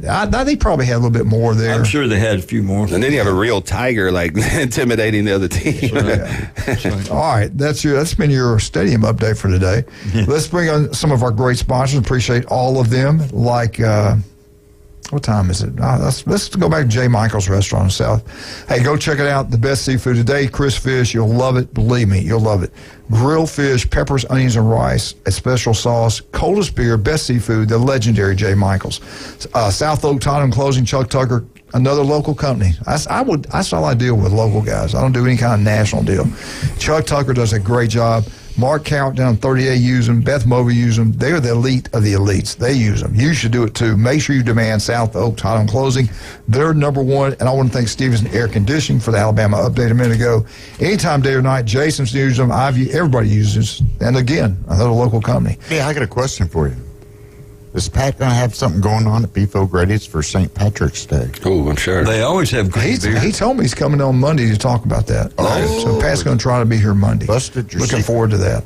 Charlie Corn's place on 15th Street, one of Glenn's favorite places, no doubt about that. Him and Linda had a restaurant since 1986, right down from Perry Mason's office. Robert Fleming, that's who Robert Fleming really is. Right down there, the facility's beautiful. The food is outstanding. Country cooking, home cooking, beef tips, chopped steak, spaghetti, meatloaf. They got it all right down there at Corn's Place on 15th Street. We think you'll love it. We'll be right back. 104.3 ESPN Northwest Florida. War Damn Eagle.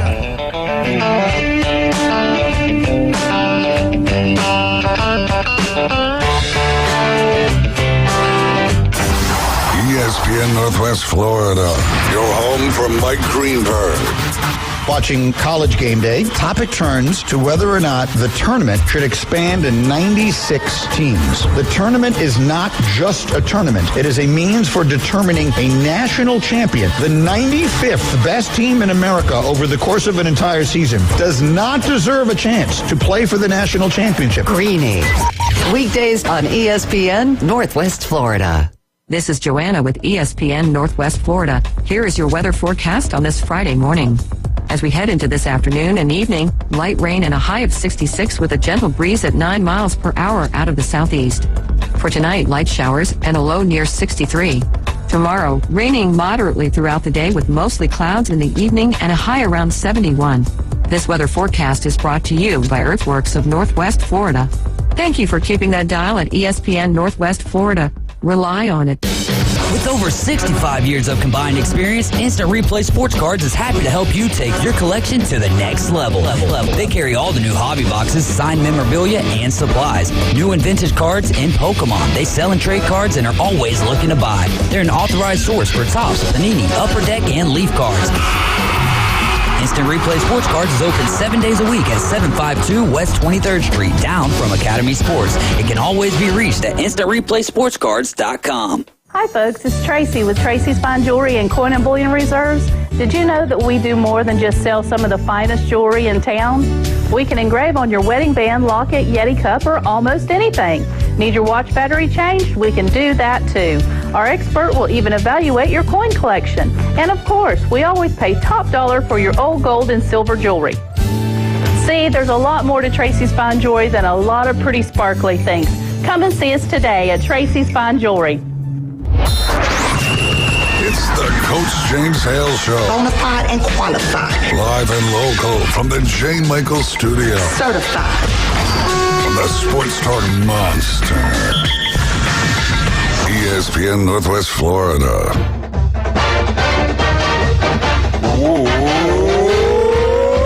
Eagle, Martha, Kenny, Jane, Guanama, Jenna. All my favorite people. War Eagle, baby. Auburn Updates brought to you by Beef O'Brady's in Lynn Haven. Had a great time there yesterday. It was packed out, by the way. Great food, specials every single day. I had their chips. I got the chips and salsa, salad. Julie had shrimp salad. It was outstanding. Pat, we got to visit with Pat a little while. I think he'll be with us here Monday. He does such a great job with the city of Lynn Haven commissioner and runs a restaurant like no other. And we appreciate all the great things he's done in the past for us when I was coaching here in Bay County. Always helping out the community. Great man. Get out to Beef O'Brady's. Have a wonderful time. Auburn basketball, all right, I don't think they have a shot now to win the SEC regular season. Too many things would have to happen. You look at the conference record right now, you got Tennessee 12-3, Alabama 12-3. They got a huge game this weekend, this Saturday in Tuscaloosa. South Carolina is 11-4. Auburn is 10-5. Florida is 10-5. Kentucky's 10-5. Kentucky beats Auburn. I think that kind of done them in. They got home this weekend. They got Mississippi State. They should win that ball game. So that makes them 11-5. I still think it's too much to overcome. I think it's going to be between Tennessee and Alabama. We'll see how that plays out. Spring football. Before we get into spring football, I want to ask both, Glenn, especially you. There was a time at Auburn, you go 8-4, you're probably going to get fired. I mean, Auburn's an elite job. You can win a national championship. They've done it there. Hugh Freeze, year 2, it's all on him. You had your honeymoon. Now the pressure's on. The situation at Nashville, 2 coaches were gone. That was kept under the rug. None of that stuff got out in public. The different coaches were fired and brought back and different. He's got a staff now. Recruiting, they knocked it out of the ballpark. They got some good-looking players that are very young. They've got guys that transferred in that can play. It still goes to question of quarterback. But if he goes 8-4, I think he'll be fine. He goes 8-4, but will they be satisfied going 8-4? They lose to Alabama over in Tuscaloosa this year. They lose to Oklahoma at home. 8-4 in the past, you could possibly get fired at Alabama. Look at Gus Malzahn, some of these other guys. What does it do this year, or Hugh Freeze year 2, if they go 8-4? I think they'll give him till year 3. I think year 3 will be the I hate to use this word, turn of the tide, but. You get now. It's 3 years. Yeah, right. But I'm just saying that he's going to have to win at least 9 to make them happy. But they need to be in something, up in the echelons of the top people. I don't know how much more they can expect. I think they win 9. They've done well. All right, Jim. You've been covering now from some years. Auburn. They don't have any patience. You got to win. You got to win now. 8-4. What do you think? Like I always say about this, but the big rivalry schools, Ohio State, Alabama, Auburn. It's not just how many you lose; it's how do you lose and who you lose to. Right. Ryan Day knows that. Yeah. I'm not an Auburn fan per se. I mean, I respect the program. I follow them a little bit. But if you're an Auburn fan, a true Auburn fan, and you saw the way they lost to Alabama last year, that looked like they had absolutely no clue in that last minute or so of the game. I mean, that's just fact. I mean, just the average person watching the game going, what are they doing? Yeah. Now, you have, and especially against Alabama, so if you have losses like that, even though it was a close loss, we lost to Alabama by whatever it was, but how did you lose? New Mexico State at home by New Mexico 30. State. I mean, come on now. I think 8 wins for them this season would be a pretty good season. But again, how did you do against Georgia? How did you do against Alabama? How did you do against who? I don't have their schedule in front of me here, but how you lose if you lose and how you lose is a big deal. So we'll see. I think they should be happy at 8-4. I mean, the SEC is going to be a gauntlet this year. These schedules are insane. If you look down the list, there's no weeks off now. I will say this. He's 100% right on who you lose to. I mean, if he loses like the LSU, Alabama, they're close games, and you're 8-4, go to a good bowl game. I think most fans just want to see improvement. They're bringing in talent, but you can't fix something that was broke in one recruiting cycle. You have to let them get 2-3 recruiting cycles. That's why we always talk about coaches getting 3 years. Get a full recruiting class in there. Get your guys in there. Implement your system. I think the biggest thing for them is they got to find something at the quarterback spot. I don't think Peyton Thorne's the guy, not to take them to the next level. He's pretty good, but he's average to me when you talk about the upper upper echelon quarterbacks.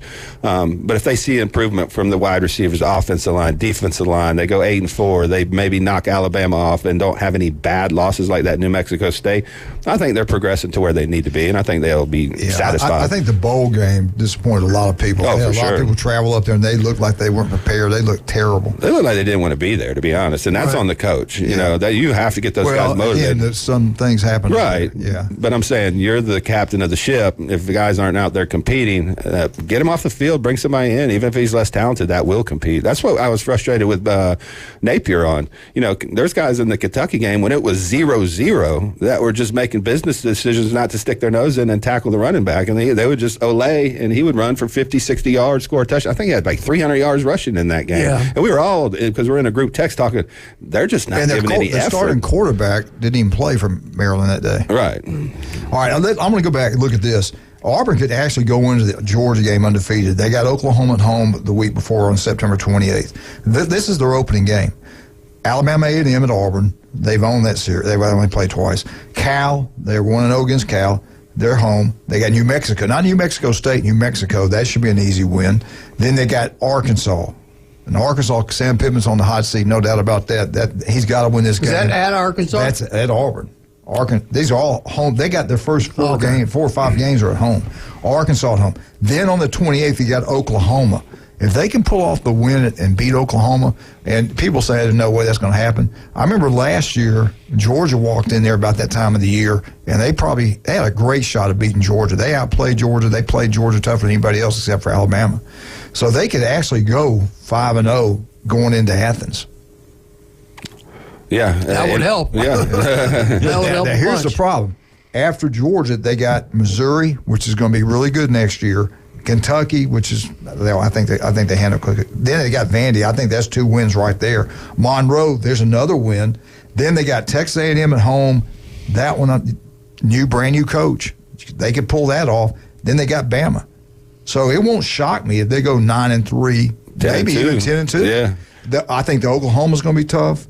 Georgia, Missouri, Alabama, and A&M. Those are. Well, I'll say this, just for the SEC, that's a manageable schedule in this day and age. I mean, I would look at that as one of the hardest schedules. I mean, if you look at Florida's and compared it to Auburn's, I mean, there's no comparison. All right, one other thing I want y'all's input on. When Coach Bryant retired, Pat Dye's second year, they beat him both the top. They beat Auburn. They were starting to turn the tide in recruiting, getting Bo Jackson, some really good ball players to go to Auburn. You see it right now. It's history repeating itself. Saban just left. The kid from Foley, Alabama, Coleman, is the real deal. You watch him you'll know this name next year in college football. He'll play 3 years and be a first-round draft pick. He's that good. He looks like a clone of Julio Jones. I didn't realize he wore the same numbers also. Timing. Saban's gone. Can Hugh Freeze take advantage of this like Pat Dye did? It's a different world in the SEC with Texas and Oklahoma in there. But can Auburn really do something? Tuberville hit it the right timing also. Alabama's going through some coaching changes and stuff like that. This has got to help Auburn. There's no doubt about it. But does he take advantage? Hugh Freeze, 3 years down the road, we're going like 3 or 4 years. Yeah, he did a good job. That's tough to say without seeing him on the field and seeing what DeBoer is going to have on the field, what type of offensive system he's going to run. Is it going to be Milroe? Is he going to go with the pocket passer? I mean, there's so many questions with Alabama right now. But can he? Of course, yeah, absolutely. I mean, they're killing recruiting. They finished this last class strong. They've hit some portal guys. The one spot I think they need to improve on his quarterback, and once he gets a good quarterback in there, I think they will. And they got some quarterbacks in the system. Look how he's flipped Alabama commitments. Coleman was one of them. Oh yeah, they flipped them. They got good transfers coming in. I think that was against Nick. We don't even know how DeBoer is going to recruit. They just had a number 2 sign class in the country because it was all the old recruiters, all the old recruiting staff, and Nick Saban. We don't know how this guy can recruit. I think he does take advantage of it. I think in the next 3 or 4, if history repeats itself, I think Auburn's in good shape. What do you think? I do too. And again, you don't know with Nick leaving how that affected the people flipping to go to Hugh Freeze because he's a known commodity. I think they're going to be a little stronger. And like you said, the quarterback situation. I don't know I forgot who he's brought in, but also, Is either going to be that freshman, the one they have right now? I'm not a believer in what they got now. The other guy they just had, he's not the guy either. Yeah. Jim? Yeah, I could see Hugh Freeze taking advantage of this situation. For his sake, I hope he does, because he won't ever get another opportunity like this again. He better. Right. Yeah, he better. So that's what they're paying him for. That's what he makes the big bucks for. So we'll see. All right, let's talk about some of our great people. We have so many of them. Dr. Chad Mitchell, special year. All you great school board members that listen, I love all you guys. Steve, Coach, all of them that listen on this thing. We got to do something for Chad Mitchell. This will be his 25th year that he's given up on the sidelines, taking care of these Bay County athletes. We got to give him a plaque, recognize him, do something. They told me you were going to buy him a new Raptor, so. That was Steve Moss, I think, paying for that. I can't. That's too much money for me. But anyway, Dr. Chad Mitchell, if you get any type of injury, go see Chad. You can listen to him Monday mornings right here. Don't forget about Rudy's Barbecue on Bat Beach Road. El Rodeo Tequila Bar and Grill. I tell you what, you won't get this anywhere, anytime, day or night. Walk in there, get one small draft beer, next one's free. Same thing for margaritas, small ones, get one free. Food's incredible. On Thursdays, they have karaoke right across the Navy base. Go check it out. We think you'll love that place. Newbies, 3 great locations. Love John, Charlotte. They do so many great things for the community. Appreciate them. Dr. Ward, 1 in 5 develop skin cancers. There's offices throughout the Panhandle of Florida. Max Fit Sports Nutrition. Do you want to look better, feel better? Yeah, sure we do. Jason Kovaleski can make that happen for you. Beef Row Braised in Lynn Haven. Pat, love you, brother. Thank you for the Auburn update. They got incredible food, but I tell you what, the staff there, everybody he hires has a good personality. They always got a smile on the face, and they treat you like family. That's the reason it's like a great atmosphere. You don't get that. Think about some of the restaurants you walk in, people don't talk. Maybe they're having a bad day or whatever. I don't usually go back when I'm not treated well. Right. I go back to Beef Row Braised. They're great people there. We'll be right back. 104.3 ESPN Northwest Florida. Good job, Wildcat.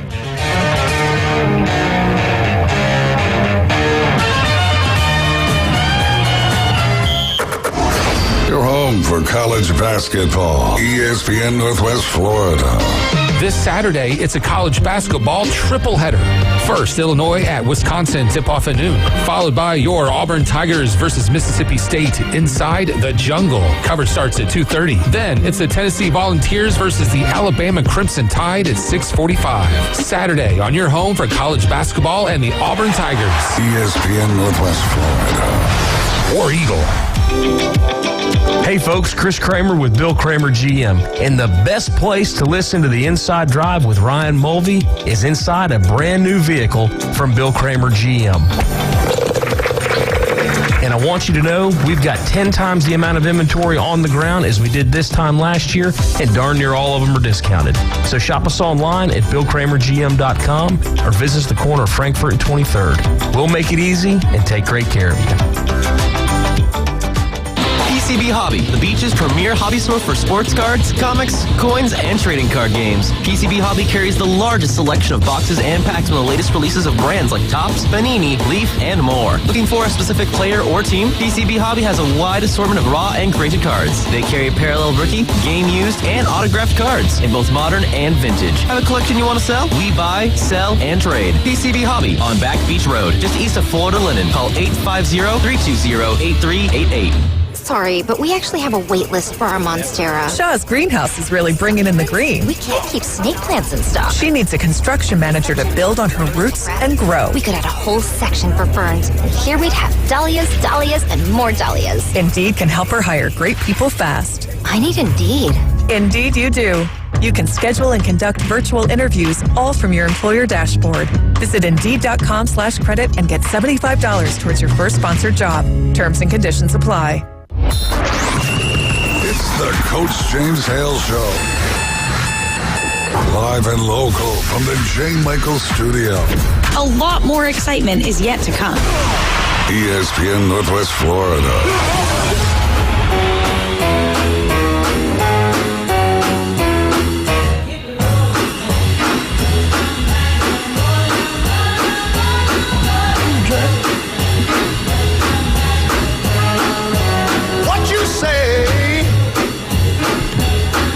Legend. And we're back. 104.3 ESPN Northwest Florida. Big Ten. This is your Big Ten update for for today. About time. 2024 college football season. I don't know if it was CBS, ESPN, but they were some type of expert predicting what's going to happen to Big Ten. Let's kind of go down, and I don't have the schedule in front of me, but I'm going to go through it anyway. Purdue will come in last, and then 18 teams now. The Super League, Big Ten 2024. Purdue will go 2-10 overall. They will not win a Big Ten game. Let me go through it. We'll stop as we go. UCLA, get ready, boys. From the Pac-12, now we'll play Chip Kelly smart. Yeah. He knows what he knew to get out. UCLA overall record would be 4-8. In the Big Ten, they will go 2-7. All you newcomers, go talk to Nebraska. Northern Western they will go 6-6. They'll only be 3-6 in the Big Ten. Now, Illinois, they'll go 5-7. They'll be 3-6 overall. I like their coach. Indiana will go 6-6. They will go 3-6 in the Big Ten. Anything shock you guys so far? Purdue win a Big Ten. Yeah, I don't believe Purdue's going to only win 2 games. Yeah. Okay. I don't know. They won't win many, but they'll be more than 2. They might win 4. Yeah. And 1 Big Ten. Will they finish last? Yeah, maybe. I think UCLA will. I was thinking UCLA too. New coach, never been a head coach Indiana. Yeah, Indiana has Indiana had a role in there for a while. Because they had Michael Penix as their quarterback. Right. Yeah. All right. Now, that helps. This is the one I don't know. I'm thinking better than this. Then I looked at their schedule. Wisconsin, they got going 6-6, 4-5 in the Big Ten. They got home Alabama, USC. Not at home, but I don't know where they're playing them. But this is some of the teams they have to play. Just some of them.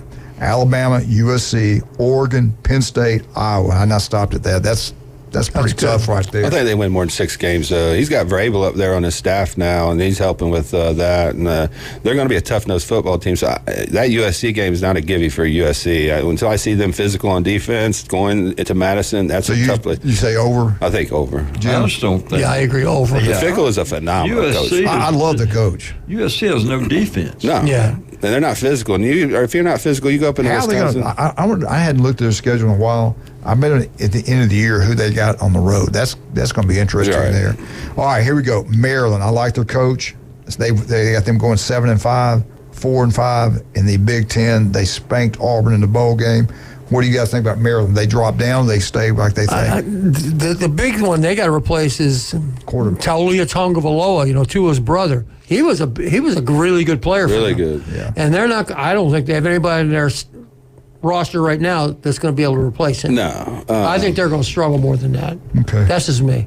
I do think because of the Under Armour money and the NIL, I think they are going to improve a little bit more. He's done a really good job over there. Maryland's not a historically good football program, so what he's doing now, being 8-4, especially in a Big Ten with that many stacked teams, is a really good season for them.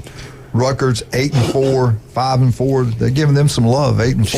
Shiano can coach. Yeah, he could coach. Remember when Tennessee ran him out before they even got the job, which was one of the dumbest things I've ever heard. They should not have done that. Again, quarterback's going to be a big deal for Rutgers. Yeah. Okay. They're going to have 2 stud running backs. They're going to play good defense. So they're going to be hard. solid. Well, they play hard. The chief running back for the Kansas City Chiefs came from Rutgers. Right. Yeah. Isaiah Pacheco, he sure did. And they got another kid down there right now that's going to be in the NFL that's really good. All right, the next, they got Washington going 8-4, 5-4 overall in the Big Ten. They just played for the national championship. They lost their coach. I don't know if they go 8-4. Just depends on the schedule. They lost so much. New coach. I mean, they're rebuilding the whole quarterback. thing. Yeah, I don't know. Yeah, to me, they're more a 6-6 team next year. Can they take the pounding of being in the Big Ten? Exactly, that too. Yeah. And I was going to talk about the weather, but they play in cold weather too. Yeah, they'll be fine. Well, there's no sunshine ever in Washington. Yeah. So the only team that's going to be struggling maybe from the Pac-12 will be USC. Now, this team's always good. Iowa's always good. You got to give them credit. They have no offense. They got a new offensive coordinator now. I think he left. Yeah, he's gone. Who's his son? They got him going 9-3, 6-3 in the Big Ten. Can they do more than that? More than that, no. But 9-3 is kind of their ceiling, probably. Kind of where they are. Yeah. I mean, he does a good job. Oh, the problem is their offense is like something from the 30s. They might put leather helmets on and run that offense. But I thought they had Philbin, and then Philbin left. So I'm not sure what's going on with their offense. They got to fix the offense. But defensively, they're phenomenal. Yeah, we all can say that. But sometimes I think he's smart. Let's run the ball. Let's don't beat ourselves. Let's don't turn it off. Let's kick. Let's play defense. Well, you got to remember the recruiting base that you get in Des Moines, Iowa, wherever the University of Iowa is, it isn't much. Same in Nebraska. You got to give Iowa credit for they know what they are, and they're just going to. They don't beat themselves. Do the best they can. All right. That's a good point. This is the one I'm looking forward to see how they pan out. They got USC going 8-4, 6-3 in the conference. Remember that Michigan. I mean, they got LSU in Vegas. I think week 1 or 2. I can't remember now. Then they got Michigan. They got Penn State. They got Notre Dame, and the rest of the Big Ten. I'm not 8-4. It won't shock me if it's worse than that. 8-4 is what I would think, just because they have some talent. They got a new defensive staff coming in. They can recruit. 8-4 is pretty good, but I mean, for USC, they got higher expectations than that. But they're going to find out a harsh reality in the Big Ten if they don't fix their physicality problem. Right. And then the outdoor stadiums. You think they'll be under 8? I think so. I think he's going to. Yeah, I think so too. Okay. It'll be close. It'll be really close. All right, Nebraska. You got to give me. I've been watching their recruiting. They're doing a good job. He's gotten kids to take visits in the past that really wouldn't. He's getting some athletes in there.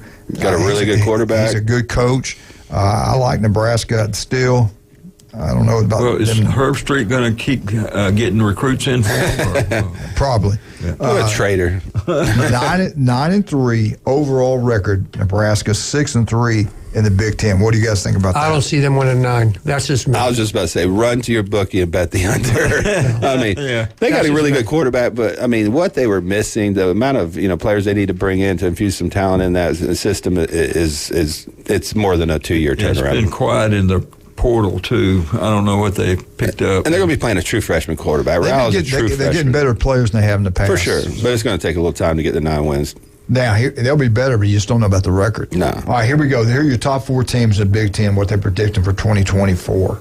The defending national champs. They've got them going 9-3, 7-2 in the Big Ten. They are, at the end of the year, they're at Ohio State. They also play Texas at home. They got Oregon on their schedule. That's 3 right there. They could lose just those 3. Right. I say under. I think they lost too much. Sharon's an unproven Never coach. been a head coach. Yeah, he's only been a coordinator. And not that it can't work out, but they lost McCarthy. They've lost running backs. They lost offensive linemen. That's a total offensive rebuild that they're about to go through with a new coach. And I just don't see him winning 9-10 games. I don't see. I don't see 9 in there at all. Glenn? No, I don't think they will either. I just can't see it. With his new head football coach and everything they've lost, and then some of the stuff he's telling me. And just the staff in general. They lost everybody on that. Strength and conditioning coach. I mean, player personnel. All 5 offensive linemen. Yeah. Well, really, Blake Corum, quarterback. They lost everybody. Seriously, those 3 games right there really, they'll probably lose all 3 of those. They're probably going to be double-digit underdogs in those games. Yeah. All right, the next one, and I still don't believe in him. He's a good coach. I don't think he's an elite coach. Penn State, 10-2. Listen to this. They got them losing to Ohio State. They got them losing to USC. They got them USC and Ohio State. They think they lose those 2 games, then win everything else, and 7-2 in the Big Ten. What do you guys think about that? That could be. Yeah. Is Ohio State at Penn State this year? Yeah, I think so. I think they are. Yeah. They could. Yeah. I say no. He screws it up. He always kind of underperforms, but he still falls around 10-2 in a Rose he's kind of Bowl like Iowa. appearance. They always win 9 or 10, but I'm gonna go 9, not 10. I think they're right about where they should be. They got a lot of talent. Their quarterback's going to be a year older. Their offense is going to be a little bit better. They got some stud running backs. They got some stud corners. I mean, the thing with Franklin is he makes some boneheaded decisions like in really crucial times. Right. The teams are very competitive. They have chances to win, and then like the quarterback draw, fourth and 5. You're like 8 yards in the backfield. Everybody's looking at the quarterback. So those are the type of decisions that Franklin kind of is weak on. But he gets some guys ready to play, and they play hard for him. So I could see that. All right, here are your top 2 teams. Top 2 teams in Big Ten. They both will finish with the same record. Oregon, 11-1, 8-1 in the conference. They got a home game in Michigan. Home game versus Ohio State, and they're at Michigan. Man, everybody's giving Oregon. Everywhere I look, they're in the top 4. Some have them win the Big Ten. I got to see it before I believe it. How many games did they lose in the Pac-12 last year? 2, the same team. And they think they're going to lose 1 in the Big Ten now? I don't see it. I think Ohio State goes out there and beats them. Ohio State has such a tremendous roster this year. They have everything in place to win the Big Ten. Is that early season game? I think it is. I think it's mid. Week 4 or 5. Yeah. It's not like first or second. I don't get all the love either. I don't either. And then I know it's cool, but it's not cold out there. They got to replace a quarterback. Right.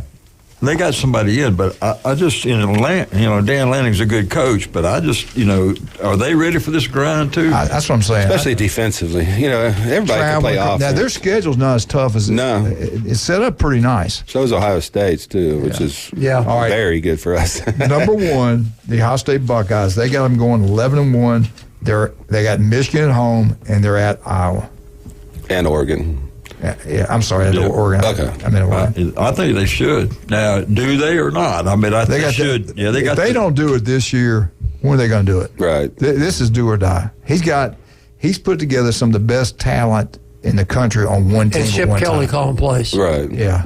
A head coach. Just saying. Coming to be an offensive coordinator. Well, I think he has to. I think they've said, go do what you got to do. You better get it done. Plus, he's got probably 3 or 4 legitimate quarterbacks he could choose from this year. 2 of them are freshmen. Sayan's probably going to be as ready as you're going to be as a freshman.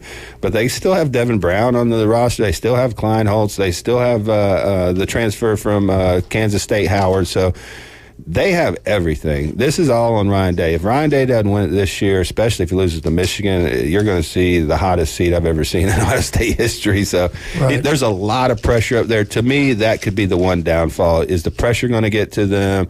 Is the rat poison going to get to them? If not, I think the one thing that's not talked about enough is Ryan Day clinches up in big games. He does. Now that Chip Kelly's calling the plays with a little bit more experience, a little bit more under his belt, I think that clutching up against Michigan has less chance of happening. That's my hope anyway. Right. I know he's a good coach. I know he's a good man. He recruits well, but I'll never forget in a national championship game when they played Alabama what they did on the defense side of the ball. I'm like, you got to be kidding me. Trust me, I was with you on that one. We were talking during the game. You weren't the only one. 4 linebackers covering Devontae Smith. You're talking about at Ohio State, and that's what you're doing. And the problem is, we know that Combs wasn't ready to be the defense coordinator, but as a head coach, just basic football knowledge, you should know. Time out. We're not covering Devontae Smith with a middle linebacker that runs a 4.10. Yeah, unbelievable. All right, let's talk about some of our great people. Come back. When we get back, Jim, let's talk about the insight information that you had heard. I like people to hear that.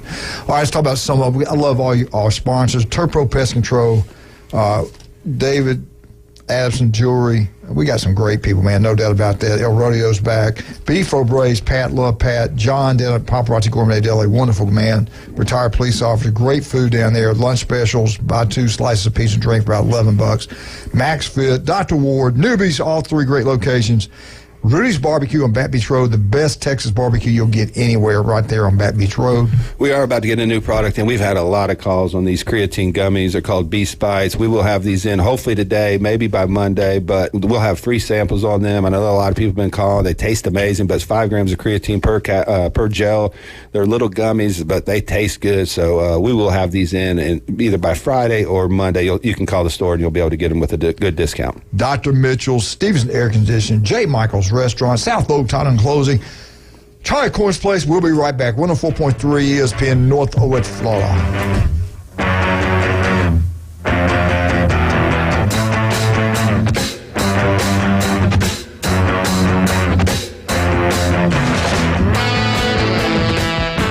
ESPN Northwest Florida presents Wrestling Against Cancer, number 9. Saturday, April 27th at Bay Haven Charter Academy. In the main event, it's a tag team showdown with Exodus versus Mike Steele and Mr. 850.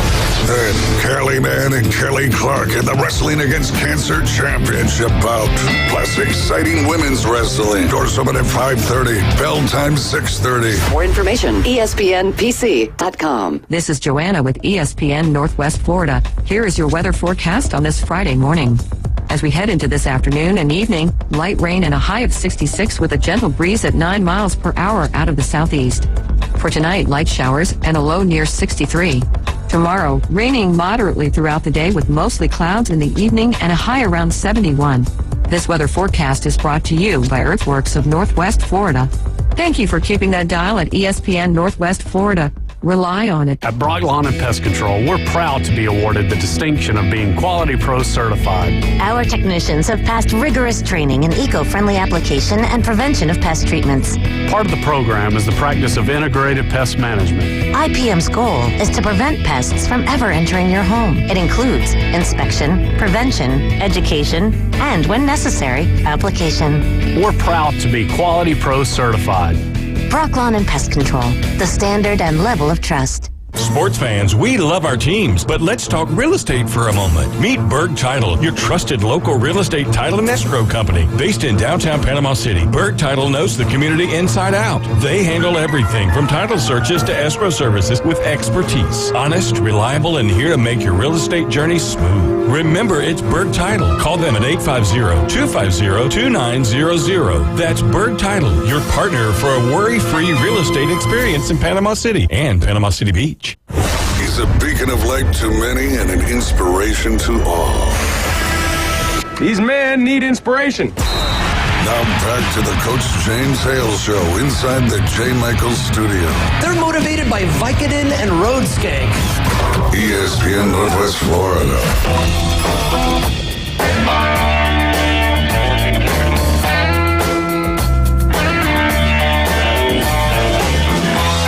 That's the way to go out on the weekend, right? He used to play that in the coach's office. Warm up for the game. Let it play a little bit. And we're back. 104.3 ESPN Northwest Florida. I believe it starts on the 18th of March. All right, Jim, you gave some good insight this morning before the show. Would you kind of tell everybody out there what you talked about? All right. If you listen to the show at all, you know I'm a big Buckeye. I was born in Cleveland, Ohio. They're my favorite team by far. I mean, it's not even close, okay? No one else even comes close, except for maybe the Cleveland Browns. But college, but for college, it's the Buckeyes. And I listen to a podcast just about every day. And when you listen to those things, you got to take stuff with a grain of salt. You know, are they telling the truth? Are they making stuff up? Especially when they're talking about Michigan. Okay, are they telling the truth? But so far, it's been in the high 90s, especially about what's going on in Michigan, because they have great sources. They never say who they are, but according to sources, you know, air quotes, you know how that goes. Right. This is what I heard 2 days ago. All right, let's go back to 2016 to the Naval Academy with Connor Stallions, who, of course, is the central figure in the Michigan fiasco. Well, he was at the Naval Academy in 2016. The Naval Academy had been very successful in football. They had beat Army like over 10 years in a row, just thumped them. Right. All right? When Connor Stallions was there, Army pulled one out and won. Okay? They won. Now, he's at the Naval Academy. Don't go there, Jason. He's at the Naval Academy. So, according to the sources, and this is what I heard, Connor Stallions went to the superintendent of the U.S. Naval Academy, whose name is Ted Carter. Keep that name in mind. Okay, that's important. Okay. Goes to Ted Carter, who retired as a 3-star admiral. Okay? Very impressive guy.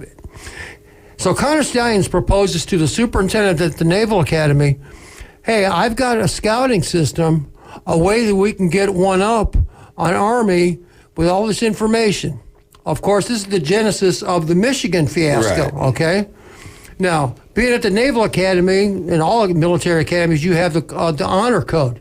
So Ted Carter says, no, Mr. Stallions, we're not going down that road. We're not doing that. Have a nice day. Don't let the door hit you in the butt on the way out. We're not doing that, okay? He's got integrity, unlike somebody else.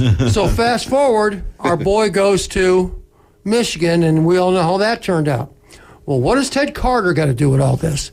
Ted Carter, in January of 2024, was named the president at The Ohio State University. And you want to talk about an impressive resume? Oh, Glenn, yeah. You'll be impressed with this guy. Look up Ted Carter. He was in the 38 years in the Navy. He's won every award. He was like Top Gun. He flew like 2,000 missions. Never crashed his plane on an aircraft carrier. He's got like 6,000 hours, has won every award that you can possibly win, and retired as a 3-star admiral. Yeah, okay? that's impressive. Guy's got some credibility. Okay. Right. What does that got to do with the story? So when when Ted Carter heard that Connor Sanders was involved in this Michigan, so he goes, "Hey, the light goes on, ding, ding, ding. Tell them what they won, Johnny." Right. So he either, and I can't remember what they said. He either called the NCAA, wrote the, or the Big Ten, one or the other, or probably both. Hey, look, this guy has. I know of this guy's history. He tried this stuff at the Naval Academy 8 years ago. Yeah. All right. Now, what does that guy do with now? So when it ever comes down to a litmus test between who's got credibility, the guy who's in his front porch selling broken vacuum cleaners in Ann Arbor, Michigan, or a 3-star retired admiral with 38 years service, who are you going to believe? Right. So I know a lot of you guys have mixed opinions about how this is going to turn out for Michigan. I think it's going to be bad. I don't care what happens at NCAA 4 years from now. I don't think it's going to end well for them. This is just me. I just don't. And I'm agreeing with you on what they should be doing. My only point is now with these conferences realignment, the NCAA has no power. They're going to laugh in their face. And just like Tennessee did when they tried to punish them, they're going to take them to court and wrap them up in court for the next 5 years. Nobody will ever remember this in 5 years. They were slick about this. And the one thing they've done really well is every coach that was involved or had any knowledge is gone from Michigan. Yeah. So except Sharon Moore. Yeah, but there was also, and I told him this one. There was also the NCAA is going to put show causes on the coordinators. Who's sure that's what Sharon was. Now he's the head coach now, so I don't know how that all plays in. That I don't know. Well, they did that with the Tennessee coach when he was, punished. They did it with Jim Tressel, which was the biggest joke we all know. That was a complete joke. Well, they did it with the Alabama baseball coach. He got a 15-year. Well, he deserved it. Yeah, that was the dumbest thing I've ever heard in 20 years of Jeremy covering. Pruitt. So what I'm getting at, with the way the world works now, with there's no hard and fast rules for anything anymore. You just kind of do what makes you feel good forever. Accountability, yeah. I don't know what's going to happen, but if it comes down to a credibility contest, like who's the most believable, right? They have no shot. I think they have all the information. I think they could punish them right now. The thing I'm worried about, I haven't heard anything about this since the college football playoff. I mean, and now we're not even talking about if the NCAA is going to punish them, if there's a timeline. What's the Big Ten saying? They made Ward Manuel the head of the college football playoff committee. Like, come on, that's the most laughable thing I've ever said. He's got issues too. Oh, it's just the basketball, hockey. And I hate to say this because I had a lot of respect for Michigan, especially under Schoenbeckler. I mean, he had a lot of ties to both. I agree. That is one of the shadiest sports, administrations there is, because they wanted to extend a guy they knew had been stealing signs and making him the highest paid coach in all of college football. And you had all this hanging over it. They come out and said everybody was lying. They made up all these stories about Ohio State and the computer that they were breaking in. That was completely fake and debunked. I mean, they're just they're pretty shady. I have no respect for them at this point anymore. Well, I'm like you. When Bo Schembechler was a coach, I respected him. Yeah, absolutely. Bo stood for the right things. Right. Now, not so much. I used to have some respect for Harbaugh, but after all this, and then knowing just the way they stand in front of the mic and lie and act like the victim, just to own what you did, you know what I'm saying? They're not going to punish you at this point. Just own it and move on. But, they try to play the victim, and to me, that makes me ill. All right, I agree. All right. Glenn, good to have you today. Thank you. Thank you for coming in, not playing golf in the rain. Good job. According to some people, it wasn't raining. I should have been there. You're good. Just now started raining. Hey, we hope all of you have a great weekend. And just remember this. I don't care what you're going through. It could be, you seem like the worst thing's ever happened to you in your life. But it's always a purpose there for it. It doesn't happen to you. It happens for you. Good things will happen, I guarantee you. So just hold on in there. Things will work out. I saw this, I posted this, I shared this, and I believe it. The greatest thing in the world are grandkids. Grandchildren make you feel better when you're around them. They really do. They're your sunshine for your soul and medicine for your mind. Grandchildren. There's nothing like it. And Glenn, you don't have them yet. You do. Wildcat, you have them. Wildcat's got a bunch. Jim, you just had one. You know what I'm talking about. Oh, yeah, he's awesome. Yeah, it's nothing like it. I love my two girls. Send them home. There you go. We're going to have one this month in March. We'll have our first grandson, but our two granddaughters. Is it true that they're going to call him Bear? I don't know. Is that I true? don't know what he's going to do. Maximus, Bear, Troy, Jason. Glenn. Is Glenn one of the Glenn's one of the names. We can name him Max Fitt and bring him on the show Tuesday, and then I'll have to come in. There you go. I don't know. I don't know what they're going to do. They're not going to call him James the Second? No. Elvis? No, I don't know why. I'd love to have an Elvis. We should put a bunch of names in a hat and let them just draw. Anything I say, they're going to do the opposite. So exactly. I don't even try. Name him Cash. Percival. Ash. Cocaine. All right, well, we're out. You have a great weekend.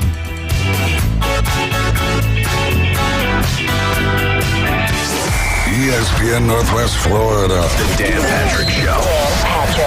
Because it feels like there's a little more attached to Ryan Poles' words. He's the GM of the Bears. We're open-minded as we walk into the combine. But again, I'm always going to have in my mind to make sure we do right by Justin. Okay, you're going to do right by Justin.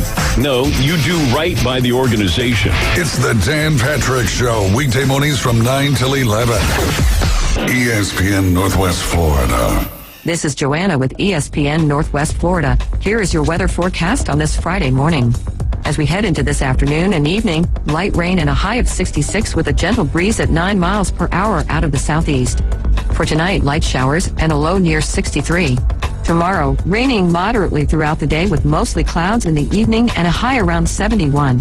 This weather forecast is brought to you by Earthworks of Northwest Florida. Thank you for keeping that dial at ESPN Northwest Florida. Rely on it. Are you tired of hearing 2 weeks when you call to get your boat worked on? Hey folks, it's Chris Kramer with Kramer Marine and Outdoor, and we'll get you in and back out on the water as quick as possible. We're a full-line Yamaha outboard dealer and Suzuki outboard dealer, and we have master-trained certified mechanics on site. So if it's just an annual service